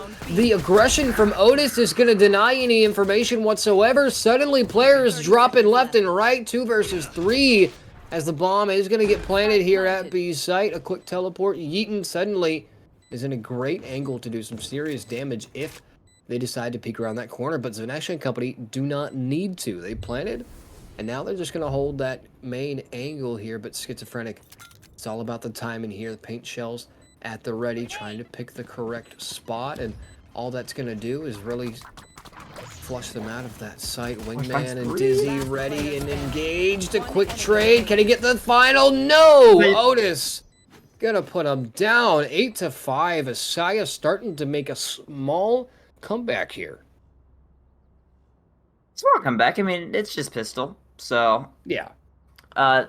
though well played. I mean, they know how to play that B site where you just get that spiked out, everyone go huddle into B main, play the post plant with your life. It's a bit harder to do with a pistol, but I mean, they got so many kills earlier into that round that it just falls into their hands. But what really matters is how can they continue this lead? What can they do? How can they kick off and, you know, really grab the ball and get it moving? So, Up and away. Gotta get it moving. I mean, you can't just, like, set the ball on the ground and expect it to move itself. No, you gotta, like, kick it or pick it up and dribble it or shoot it. Or, you gotta do something with it. It's a ball. You know, you can't just look at it and go and do stuff. You gotta do stuff to make it do stuff. You know what I'm saying? Here. I don't know. That kind of got away from me. Anyways, Baby Goats still in charge of this match so far. But it's instances like that. I'm not really sure what's going on here. They basically all just backed up and let Saya flood into a site. And I don't know if it was the lack of equipment or lack of rifles or what have you, but suddenly Yeaton is in a 1 versus 4 with a classic, and it's obviously it's not going to work out, but I'm not really 100% sure what the strat was there from Baby Goats. If they wanted to have a full 5-man push onto site to try to retake that situation, but whatever the plan was, it did not work the way they wanted it to work. And Saya Unity, whether it's because of eco or equipment, they are going to go ahead and take a 6th point on the board here, and Baby Goats is starting to quake a little bit in their boots. Not a whole bunch, but they should be a little bit worried here. But they're able to get rifles back on the board for this round, so that could seal the deal. they do have this gun advantage. A lot of creds, though, stacking for this bonus for Saya, but a great first blood out of Jeeton to knock down the duelist, and that's going to be a lot of your entry power onto site. Take it out in tiles, so gonna need to think fast. What is the alternative here? What are you gonna look for? Try to get a pick, maybe swing up this mid position with a Dizzy to spot out Saber. And it could be a fake. Maybe this, Yoru needing to make a lot of noise if you want the team to have a safe passage onto the A site, but it's just not going to happen. The gate crash to get out of there, trying to contact up to this position. No cam to be spotted here. So it's actually doing this so well. Being able to move into a position, get the spike down, hopefully, unless Schizophrenic can spot out this push. Yeah, they have, I mean, Baby Goat's got trap wires on site, ready and waiting, but Saya's able to pick those out. Never mind, they're going to trigger one, but it costs the life of Schizophrenic, who is able to pick one up, take them with him, but now those Cypher cages coming out, the one way is utterly useless at this point. A quick mosh pit, followed by a fault line, followed by a Dizzy, followed by a headshot, followed by an aftershock. Saber's going off. Yeaton picks him up, though. And there we go. I don't even know what just happened, but I'm here for it. Baby Goats, 9-6. Yeah, that layering of the utility there from Baby Goats was just really nice. The breach keeping a lot of util into that retake. The paranoia, I think, got one, if not both, of those players from Saya.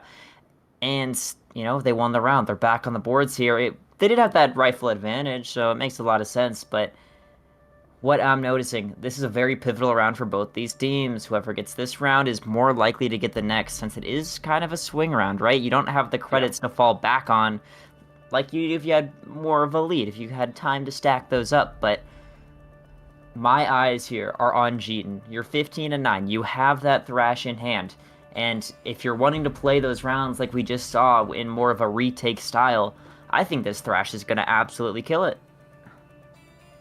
I think it could. Thrash is one of those ultimates. I mean, granted, every ultimate could be a round changer, but Thrash is, you know, if timed correctly, it could be detrimental to whichever side it's used for, whether that's attacking or defense or whatever. But it can do some serious damage if you allow it. If you time it correctly, if you know how to play that character, it can do some serious work. But it looks like Saya Unity has concluded their powwow. And they're able to get back in here, but I do want to, I mean, look at that. 29 combined kills from Baby Goats, from Yeaton and Lazy here, but Saya, 26. Their top two has 26. So in terms of kills, it's not like Baby Goats is absolutely obliterating Saya. In terms of frags and just, I mean, really rounds in general, it's not a one side of the fair by any means. It's just Saya is just, they lost their grip for a moment. They're starting to get it back here and there, but Baby Goats just needs to find a way to solidify their dominance here on Sunset. The new reposition, so many of them playing in that back hall. It might just catch them off guard. Eeks. Yunesha just hanging out in this Cypher cage, but the timing, oh, it's gonna favor him so much there. And Neeks to find another. And Saber just trying to get this spike down, but it's just so difficult. So much util is being pressured on top of you. You get spammed down, and an 8 is perfect, but it doesn't matter. Jurassic to find that kill, and 10-6. No ultimates even used into that round. And they just win it. They convert it, and they throw Saya onto that eco. JC having a hero phantom that they might be able to work off of, but it's a bit tough. The round fell apart so quick for Saya, and now they're not feeling good economically. They're able to get a couple rifles on the board. We got 2 Guardians, or no, Bulldog, a Guardian, and a Phantom, so it's better than nothing. A handful of rifles is better than no rifles at all, but the problem is, if they don't win this next round, they are going to be baroque. It's not going to feel good in their wallet regions, but for some reason, Baby Goats is stacking a site and getting really aggressive, while Saya is getting equally aggressive on the other end of the map.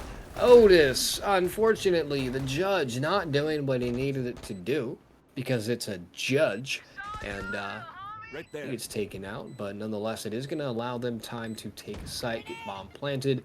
Spike is initiated here, and Schizophrenic does take out that Cypher, and just like that, dropping like flies, JC. Beautiful 2-piece there. Can he get 2 more? Third and the fourth to go. 1 versus 1. JC. Yeaton is on Spike. Wingman's ready. He can't even focus on Yeaton. He's got to focus on Wingman, but he wasn't even able to do it because Yeaton's just a better teammate to his Wingman than I am to mine. And ladies and gentlemen, Baby Goats getting a little bit closer to that match point line. Yeah, getting extremely active over these last couple of rounds. Ultimates, though, used out and used super well. We saw Thrash being used there. Getting a lot of value. Jeeton already building up to the next one. But this next round, it's just so difficult. Saya not opting to force it into this one. They might just give this map point, and that's extremely scary. JC, you might be nuts here with the knives. We need that hero play if you're a Saya fan, but it's just a absolute killing feed here for Baby Goats. Feeding frenzy, if you will. Oh yeah, Which I want to, you know what? A frenzy. I want to see some frenzy stuff. When's the last time you've seen a frenzy play in a pistol round? I want to see that little thing doing some more gold stapler, but somebody actually gets to self-revive here. But it doesn't matter because I believe they actually got taken out directly after. But yeah, it's the gonna go ahead and solidify match point here, and we could see our second 13-6 of the day, the first of which was on split. So, you know, that was fun to watch. But Baby Goats here at match point, 12-6. And real quick, just, you know, just to let y'all know, chat, if y'all are still listening to us, I understand if you muted us, we're kind of awful. But if you are still here, just a heads up, May 4th and 5th, this competition will continue. We have one more match to go after this one tonight, and then that'll seal the deal for us. And then next week, next Saturday and Sunday, May 4th and 5th, we will return for the semis and the finals of this rival series. So be sure to turn notifications on, follow our social medias, and while I'm rambling about social media, Lazy is absolutely going off, picks up 4, but Schizophrenic is there to steal it, and yes, he is upset. I'm upset for you, Lazy. That is just disrespectful, but nonetheless, Baby Goats seals the deal here on Sunset, 13-6. What a incredible showing, I gotta say. Some pretty solid plays from both sides, but Lazy, look at this. Look at Lazy, absolutely, like I said before, not living up to the name whatsoever. Went 20-8. That is not something you see from an initiator, let alone a breach, very often. But that was pretty insane. GG's to both teams. Congrats to Baby Goats here. Absolutely phenomenal performance. Yeah, Lazy getting active there. Absolutely having a field day on that breach, especially in that last round. But it's going to be them moving on. Baby Goats, they were favored to win, and, you know, they showed up. They did it for the fans. They did it for the supporters out there. They were very favored to win, and they proved the community right. But, I mean, they just looked extremely clean. Props to them for converting that one, and I think we only have one match left of the day. Yep, just one more. We are going to take a quick break before we return with the next two teams. But GG's to both teams. GG's to everybody here today again. Just to, you know, just so everybody know, we appreciate the views, we appreciate the players, we appreciate the teams, the producers, the observers, everybody involved. Thank you so much. We're not going anywhere quite yet. We will go to a quick break, but just go grab some water. Make sure you check out our Twitter for all the information you need. We got Discord as well. Get in here, get all the information you need to get your team involved in the next event. But nonetheless, we'll see you in just a few minutes.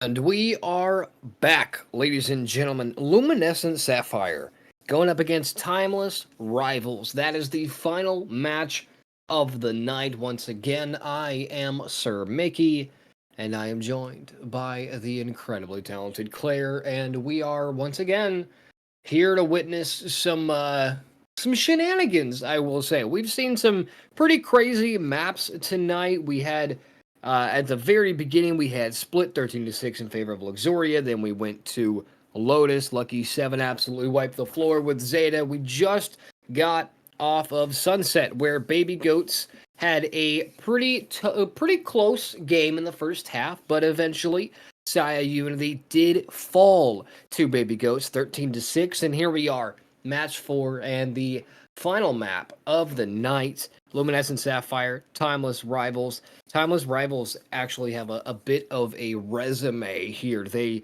just came off of a victory, 13-5 against their last opponent. Actually, it just scrolled across the bottom, as you may be seeing across this competition, where we're on these intermission screens, we can see at the bottom previous maps. But if we take a close look at the standings here, Baby Goats has taken that number 1 spot from L7, which is kind of insane in my eyes. That speaks for itself. The numbers speak for themselves. They do, for sure, and this is going to be a pretty exciting game here. I don't know if we have the public vote available, but I'm curious to see what they're saying. But I just usually, I'm going into this having an idea of who might be the favorite into this game, and it's tough for me to call it. Yeah, it really... Okay, well, it's not tough for the community. It's not... Oh, my great googly moogly. Guys, that's kind of ridiculous. Nobody wants Luminescent Sapphire to take this? Nobody? Not even somebody's mom. Like, you didn't send a link to your aunt or anything in the family group chat? Nobody did that. Nobody said, hey, grandma, click this. Oh, my goodness. TR. Timeless Rivals. Lucky Seven. Actually, the standings just got adjusted. Lucky Seven has moved up. They've moved back to number one. But look at that, 39 and 12 versus 39 and 19. They are still very, very close in the standings here. Lucky Seven and Baby Goats are, and then followed by Saya Unity, who we just witnessed. Saya Unity is not a terrible team, but unfortunately, they just weren't able to seal the deal against Baby Goats. But we are going to be heading into picks and bans here momentarily, but I don't know. I cannot wrap my head around that. Nobody sent the link to their friends and family to say, hey, click on this, make an account real quick, and click that. That is just insane.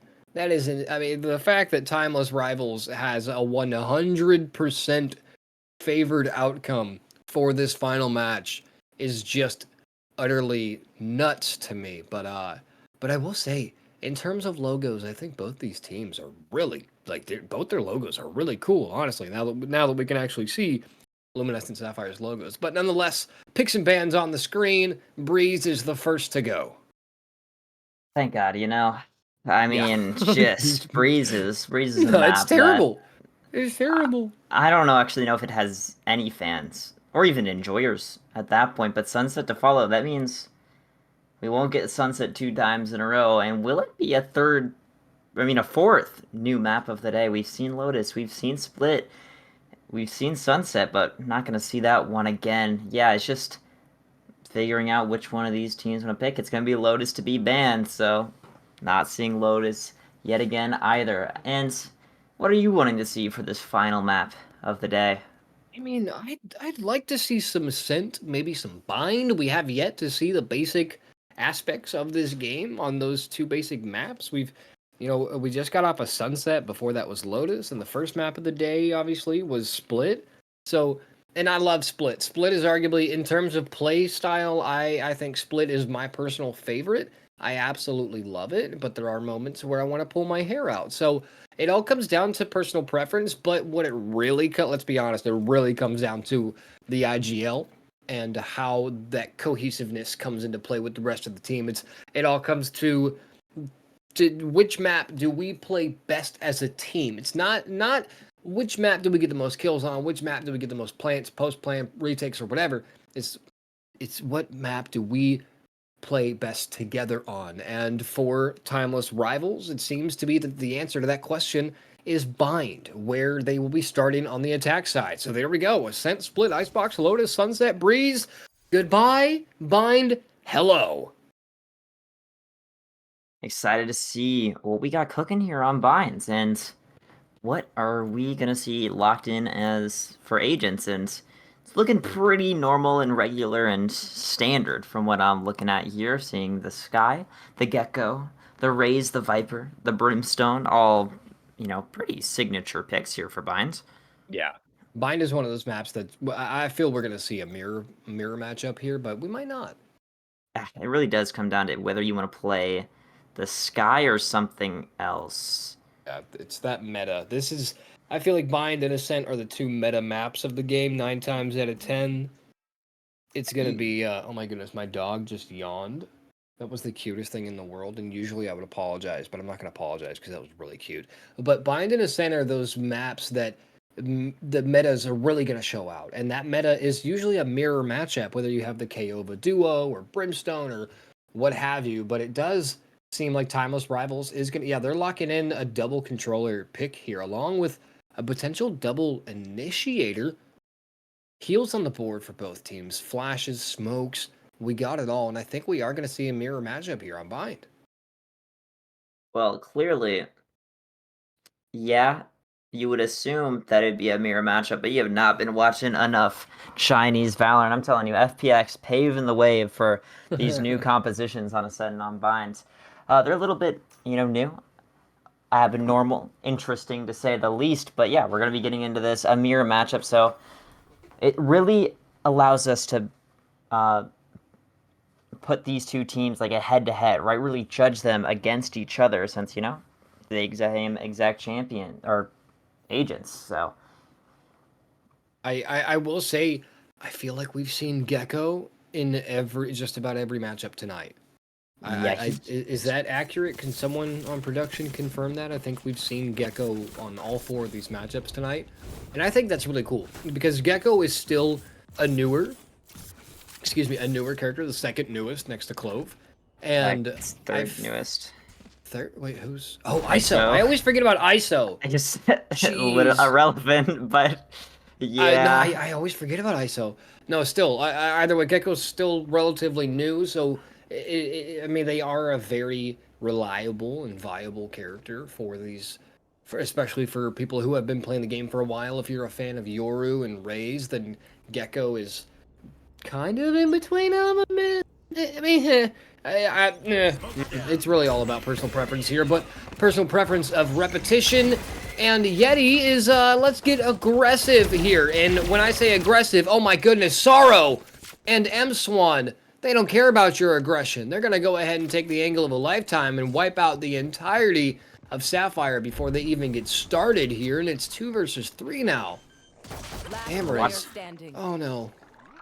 Spike planted. It was a good good. try there on the flank, but another flank to flank the flank, and we have Knock here. Finds one, needing to get into this one. 2 enemies remaining. Dizzy does get shot, knowing where the opposition might be lurking around the site. Site planted front truck there in a pretty default position. Just trying to find any more util if possible, trying to reclaim that Dizzy. Makes that happen, and the Sky just peeping out there. But a 1v1, Sorrow on the swing, wanting to get it half and successfully does so and sticks it a little bit. Knock. Finding the spray onto Sorrow, securing that pistol round. 10 The least HP. likely circumstance, but I mean, that's just Valorant for you. It's just being in a live event here, ladies and gents. That's, oh man, that was nice. Knock coming out of the woodwork, coming out of the gate, super fresh. That first round, picking up a 3-piece here, excuse me. It's a very nice round for Sapphire to pick up as the first round. But again, I'm going to say the thing that I've been saying, and that thing that I'm going to say is that it's still anyone's game. We're still very, very early in this matchup. We have plenty of game to be had. In my book, the first 8 rounds, I don't really, unless it's 8-0 or 7-1, unless it's a huge deficit, the first 8 or so rounds are flip-floppy at best. You know, in that first half, there's so many rounds, it doesn't matter if you take 2, 3, 4, 5 in a row. If they can bring it back, then it's going to be one hell of a game. But look at that. Kugan running right into the crosshair of Amriz, and on behalf of Claire and myself, I do want to apologize if we butcher any of these names, which I'm pretty sure we've been butchering names all night, but it's fine. We're here to have fun. Everything's fine. It is. Spike gonna go down.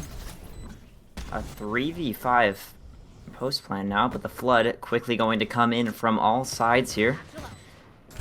It's just about time. They want those smokes to drop, and they just did, and a flawless round, a great retake, and pretty clean there from Luminescent. Luminescent working together, the cohesion really showing up here. All 5 remaining. Like you said, a flawless round here. Timeless Rivals are now able to get some rifles on the board here.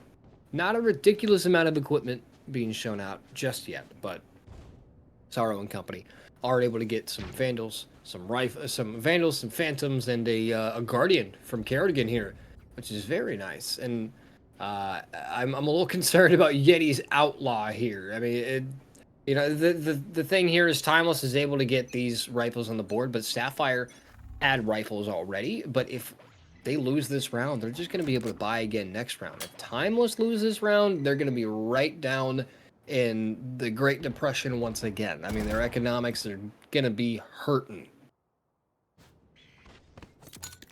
It definitely is. Nothing too crazy. Some contact play up this B long position, but the kill to go over, and Ooh. Another one. Those are 2 guns down, wanting to be picked up. This TR players are trying to save them, but can't do that much. The trade comes through.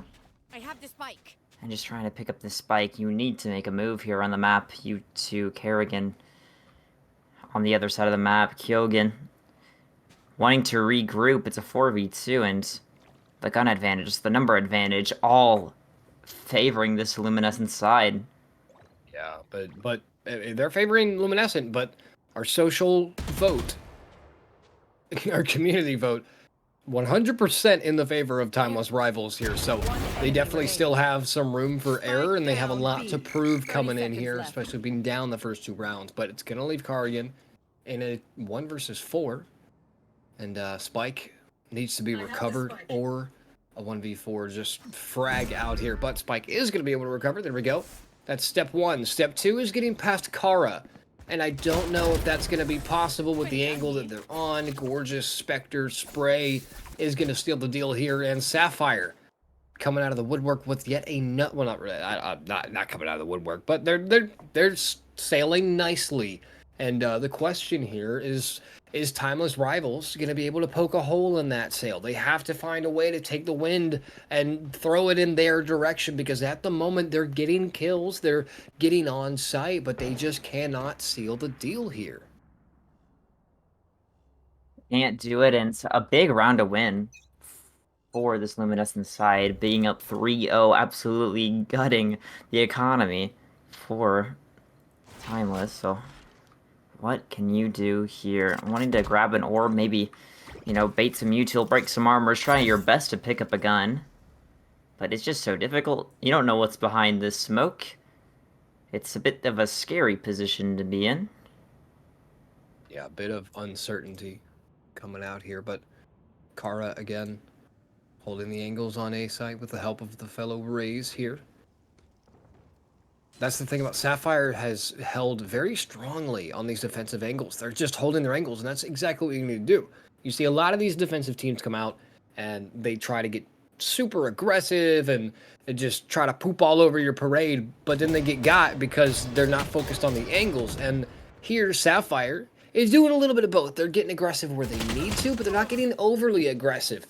But unfortunately, it's not going to be enough for Nock to be not aggressive. They are going to miss every single shot that they had because they have the reaction time of a grapefruit juice, but it's fine because Sapphire is still remaining, but it's a 4 versus 4. 30 seconds on the clock. Yeti and company still on the defense here. The Viper wall goes down. Going to force Yeti off of that angle. Operator in hand. Repetition holding the showers angle. This is so slow. Timeless Rivals, you gotta get going here. And there we go. Kara goes down to open up the round. Sorrow gonna go ahead and plant, but it's gonna be a denied. Bomb is not gonna be able to get planted this round. Carrigan picks one up. Yeti with a trade. Yeti with 3. And that's gonna be it. Sapphire looking super tasty on these first couple rounds here on Bind. Sapphire's looked pretty clean. The economy is booming. Intergenerational wealth in their pockets, so wanting to burn that a little bit. Yeti having an operator and buying somebody. And like 4,700 creds. So it's just exactly what you want to see happen. Showstopper in the hand as well. 2 operator or ultimates for Timeless, so I'm probably gonna end up using those somewhere in this round. You never know here, but Amra's ready and waiting, holding this angle to snake bite. Could be pretty nasty placement here, but you never know.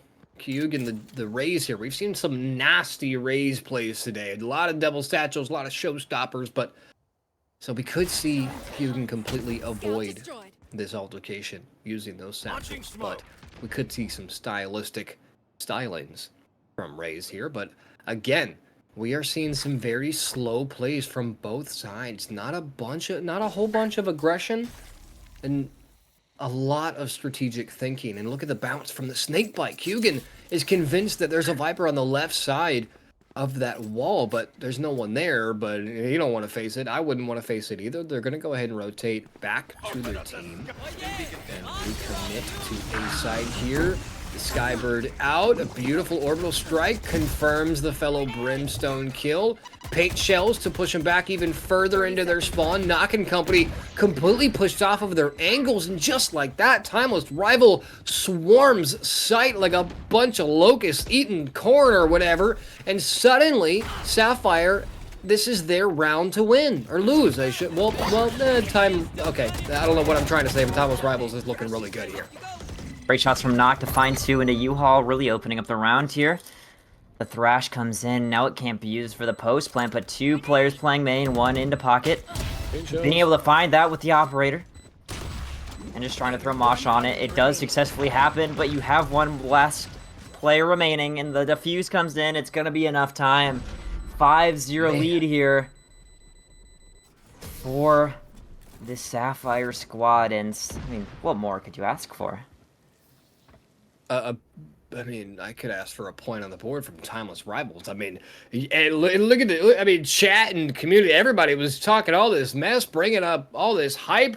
Timeless Rivals, we're gonna win 100% vote. Where they at though? 5 rounds in the bucket for Sapphire. They are absolutely dominating right now, and I only say all of this just so we can hype up Timeless to get in there, man. I want to see this become more of a balanced map, and at the moment, Timeless Rivals is looking like they don't belong here, and I really need them to turn this around because Sapphire they're looking really good. They're looking really good at the moment, but look at that.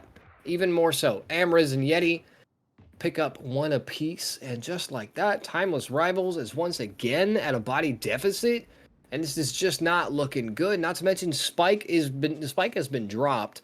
Oh, they're waiting for that information, but I feel like they're dropping Spike waiting for information, but while they're waiting for that information, they're getting too aggressive. They're getting so aggressive to the point where people can flank around them. Exhibit A, Kara just ripped off Koya's head. They're getting a little too aggressive here without their team, and it's not paying off. Yeah, just they're playing so well. Your team's extremely disciplined. You can see those 2 members on that A site just rotating off, not wanting to give any fights there. No advantages given to TR, and it makes a lot of sense. Smoke comes through that will allow them to get a bit closer to Amris. But, I mean, it's just so difficult. You might have the Dizzy if you're M-Swan. That Snakebite kind of gives it away. You find 1, not being able to find the second. Gives you a little bit of a door Kerrigan into this round. But, yeah, it's just looking bad, if not worse than it was before. They are on a 3K loss bonus, so that's good. Well, I mean, what's your definition of good?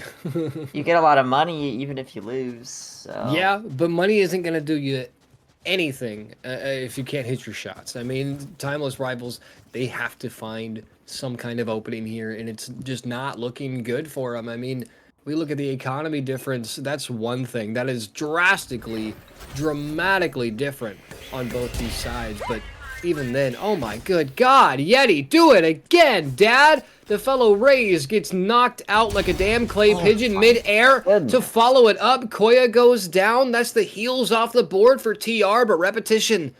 Watching these angles, that Viper wall ceiling. The angle beautifully allowing Rivals to end up in U-Haul, but Repetition's ready. Repetition's ready. He's got a teammate in shower, so they have 1 angle covered, and all they need to do is watch that other angle on U-Haul and make sure that nobody's going to peek out of there. And once they do, he can rip their head right off, but Kerrigan's going to get forced off that angle even more so. But meanwhile, is still in U-Haul. Finally, they're going to peek Repetition, who has taken a lot of damage so far, and M-Swan finally going to finish them off, and I think that's going to allow a spike plant here, but never mind, a quick rotate. The teleport comes out, off to B site. The mosh pit, combined with Emery's snakebite here, is going to fend off yet another peek onto site here from Timeless Rivals, and they have nowhere left to go. It's less than 30 seconds on the clock. Kara takes down Kerrigan. It's a 2 versus 4, and time, money, energy is not on their side at all. Oh, and the shot goes through, and 14 seconds left on the clock. Wingman goes in, the spike is dropped, the kills go through. Kara with the last one. 7-0 lead now on Binds, and you were saying, as I mean, if they don't hit the shots, it doesn't really matter, and that seems exactly what we're seeing is the theme of the story as we get deeper into this game. But yeah, just looking at these early rounds, you were talking about it. It's just looking up Sapphire's, just their game plans are so good. They hit the early shots and they force... I mean, look at Yeti. Yeah, they force TR into such uncomfortable circumstances, and they just look confused what to do with 2 members dead, which anyone should be. This is looking eerily similar to Lotus from earlier, where L7 absolutely rolled Zeta 13-1. And even then, Zeta has, at this point, Zeta is doing better than Timeless Rivals. And that is saying something, because they only captured one damn round. I mean, Timeless Rivals are just dropping. If there's a ball to be had, they are dropping it, kicking it. It fell off. It rolled out of the court. I mean, TR is just struggling here to even get kills. Finally, they're able to get 2 under their belt, along with Bomb. So now it's just up to that post-plant defense, and they have struggled with this in the past, but the numbers game could come to fruition as Kerrigan is going to get another kill onto Yeti. The last 2 remaining Sapphire players are both in showers. They have the information, they have the angles. Nock picks up one, immediately gets traded out by Keegan's operator from Heaven, and guess who picks up a second one? And there we go. Finally, Timeless Rivals is here. They have shown up. They are back on the board. They have 6 more rounds to go, and then we can start talking about a comeback. 7-1. We've seen this score line before. That Yeah. Lotus game. And what comes to mind is that South American country, right? I mean, it's just... But, you know, not that. Brazil. What? Didn't watch the World Cup, clearly. My apologies. Oh, 2016. okay. But yeah, no, getting deeper into this one. I need you to explain it to me like I'm a child. Okay, I'm a yeah, small so child. Germany played Brazil, and Brazil lost 7-1, so a lot of people remember that one. And we're getting quickly into this one. Some B-long control comes through. Orb gets dropped and picked up. It's a trade for both of these teams. I would say that one probably a bit more favorable for Luminescence, as they take out that Brimstone with the orbital strike, with all of those smokes in hand. Yeah, Monster on the not, loose. Oh, well, I mean, okay. I was gonna say, it's not looking like it's totally in the favor of Sapphire here, as it was 4-4, but now we're putting up more of a fight. It's as if Timeless Rivals captured that one round. Look Even at the dogs that, getting kills. Trailblazer. Oh, that's unfortunate. Yeah, even the dogs are getting kills. That is, it's a Tasmanian Devil, actually? No, what is it? Tasmanian Tiger. I think that's what it is. I don't know. I'm not Australian. But Sapphire is definitely regaining, or not even regaining. They've never lost it, but you know, they're keeping control of Bind here, and it's scary. This is one of the most balanced maps in the game, and if Timeless Rivals can't capture any rounds in this first half, what chance do they have in the second half?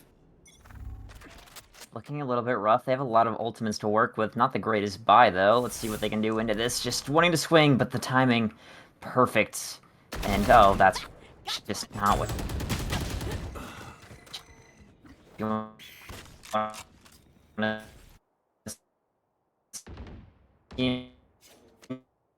Not clearing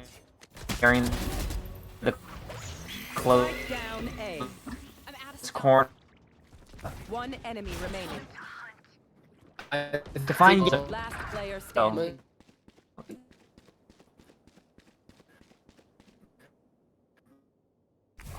Time to hunt.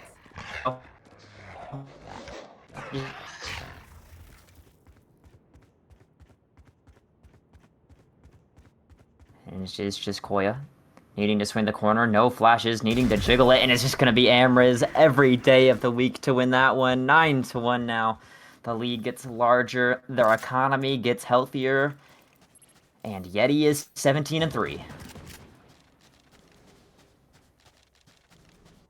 All right, I think yes, I think we're good. I think well, we had some connection issues there for a moment, but we're good. Everything is fine. Internet is was no bueno, as the kids say, but we're fine. Everything's fine. We have removed the router from the Pringles can, so we're good now. 9-1, Sapphire still in the lead here. Timeless Rivals. I feel like the community is regretting their decision in the 100% vote in the favor of TR here. This is, I'm gonna dog on y'all for a second. This is embarrassing. You guys had so much confidence in this team, and now they are just disappointing you left and right and center, and Yeti's just picking them apart with an operator, and this is just so unfortunate to watch. But Yeti finally goes down, but takes Sorrow with them. picks up a 3-piece in the process. It's going to ruin the economy if TR is even able to get out of this round alive. But they still have Spike in the hand, so they have that going for them. It's a 2 versus 3. They got rifles. I think this is still anyone's round, despite the man advantage here. But TR's got to play this. They have to play this perfectly. There's no room for error here. They sure do. Koya trying to find Amriz. I mean, I don't even think we've touched on it, but no Sentinel here. For neither of these teams can cause quite a bit of confusion, and Amber's on a great angle. That's not what you want to have happen. What else can you do, Goya? 3v1, 30 seconds remaining, knock in the corner, and you get knocked down, so it's a little bit. And you get knocked down, but you have to get back up. I mean, Timeless Rivals, they've just been on all fours the whole game. They get knocked down and they just cannot find their feet again. They cannot find any footing whatsoever. They captured that one round and it was a glimmer of hope, and then Sapphire took that glimmer of hope and stepped on it with a steel toe boot. And, the big boots that goth girls wear. Like it's a big boot, and Timeless Rivals just cannot find anything to hold on to here. Yeah, a very similar scoreline to what we were seeing earlier. Trying to make this one 11-1 now. The buy is fine. Koya, I'm sure, wanting to get that ultimate in play. I mean, all of them are so close for TR, but it's just so difficult. Last round of the half, you have Orbital Strike, you have Viper's Pit, you need to get on this site. I mean, if I was this Luminescence team, I'd be fighting so heavy off of it, and M-Swan, you're down till next half. Oh, no. Was that? Oh, it's not. Okay, I thought that was Spike. It's not Spike. The Viper's Pit does come out, though. Denies almost any rotate into, at least, it denies all the rotates into Hookah, unless the teleporter is a viable option, which at the moment, it's really not. So, TR... Actually, the pit went down. So TR does have that open alley once again. But, I mean, look at the map, Claire. Look at the map. I mean, Luminescent Sapphire is still holding these angles. Left. They are still perfect in terms of in terms of those angles. They are. I mean, you're good. You're chilling. They're looking so good on this defensive side. And Timeless Rivals just can't seem to find a gap they can't find a chink in the armor. And Kerrigan finally just decides to press W and pray to the gods. And unfortunately, it's not going to be enough. No bomb, no bomb, no time, no kills, and it's just okay. Sorrow actually killed his teammate with the molly there, but Koya. Okay, so they got kills. They killed everybody, but unfortunately, that's not going to be enough. They just straight up ran out of time, and Sapphire was able to seal the deal. And look at this. Yeti and Amriz with a combined 33 kills. They are a combined 33 and 10. I mean, looking really great for them. It's looking grim for Timeless Rivals. They do, if you combine their kills, they do have more than the other team combined, which isn't like fantastic, I would have to say. But you know, getting into this one, 11-1, feeling confident if you're Luminescent, but we've seen 11-1 comebacks all the time. I mean, this is a normal scoreline. I mean, I wouldn't say normal, but I mean, you're not totally off. This is definitely still oh no. Okay. Oh, never goodness. mind. You know what, Claire? You should just shut up. That's what should happen. Yeah. I would have to agree. I mean, getting 3 with the mosh there, it's 4-1. The retake from Kerrigan has to come in. You're just a Viper. You got a Ghost.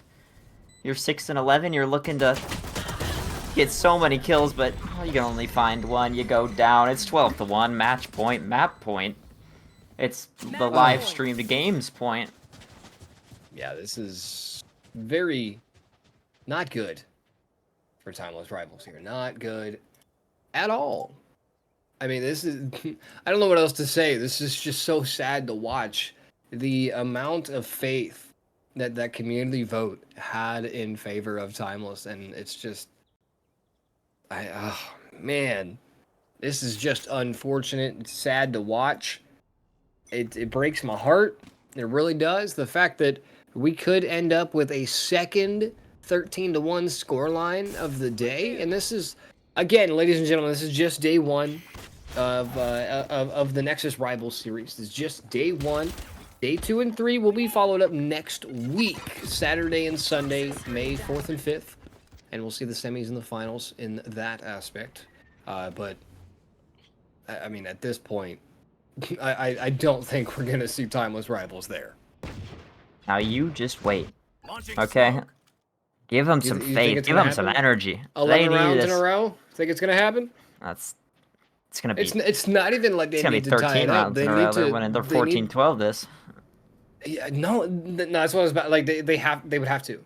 They would have to not only push us into overtime, or not only tie it up, but they have to push us into overtime and take the overtime if they have any.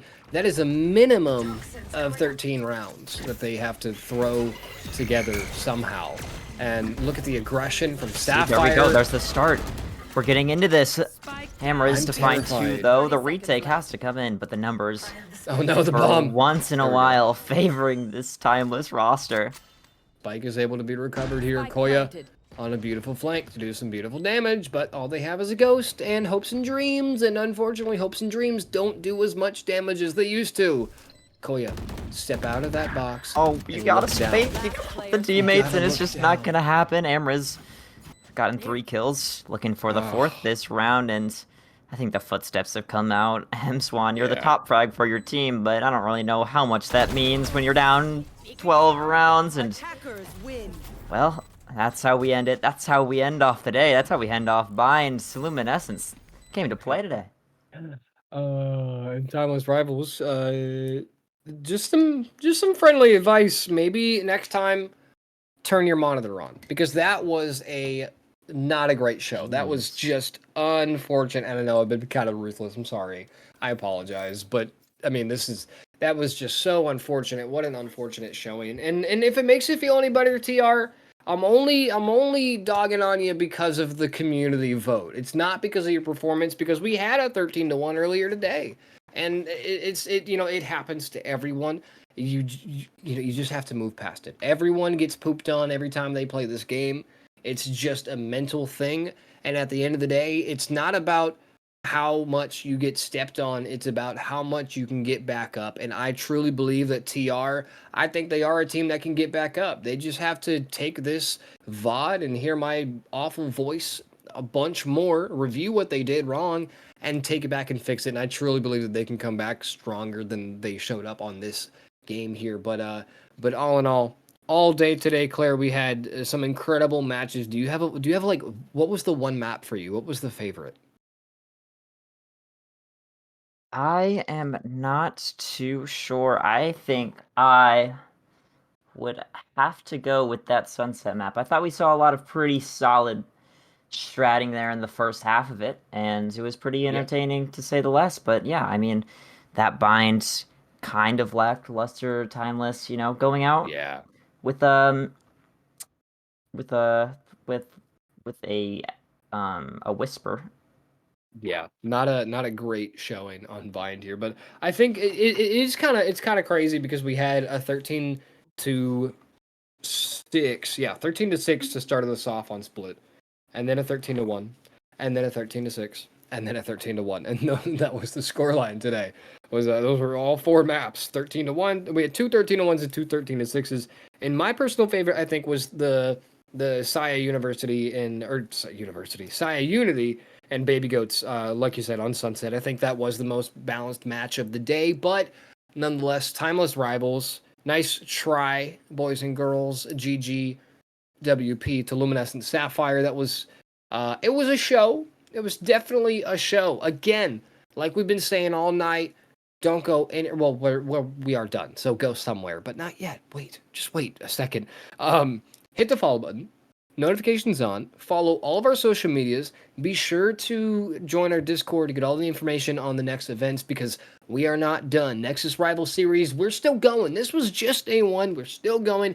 Next Saturday and Sunday, the 4th and 5th of May, will be the final 2, I almost died, the final 2 days of the Rivals Series, so be sure to get all the information you need to on that. And we are going to be heading out for the night. So, Claire, any closing thoughts before we hop out? No, other than just shout out to the rest of the production crew here. Good stuff, you know. The stream ran wonderfully. There's 0 hiccups, and yeah, shout out to Mitch, shout out to Maxim, and see you next Sunday. Or yeah, right? Yeah, no, yeah. Shout out to everybody on production. Saturday.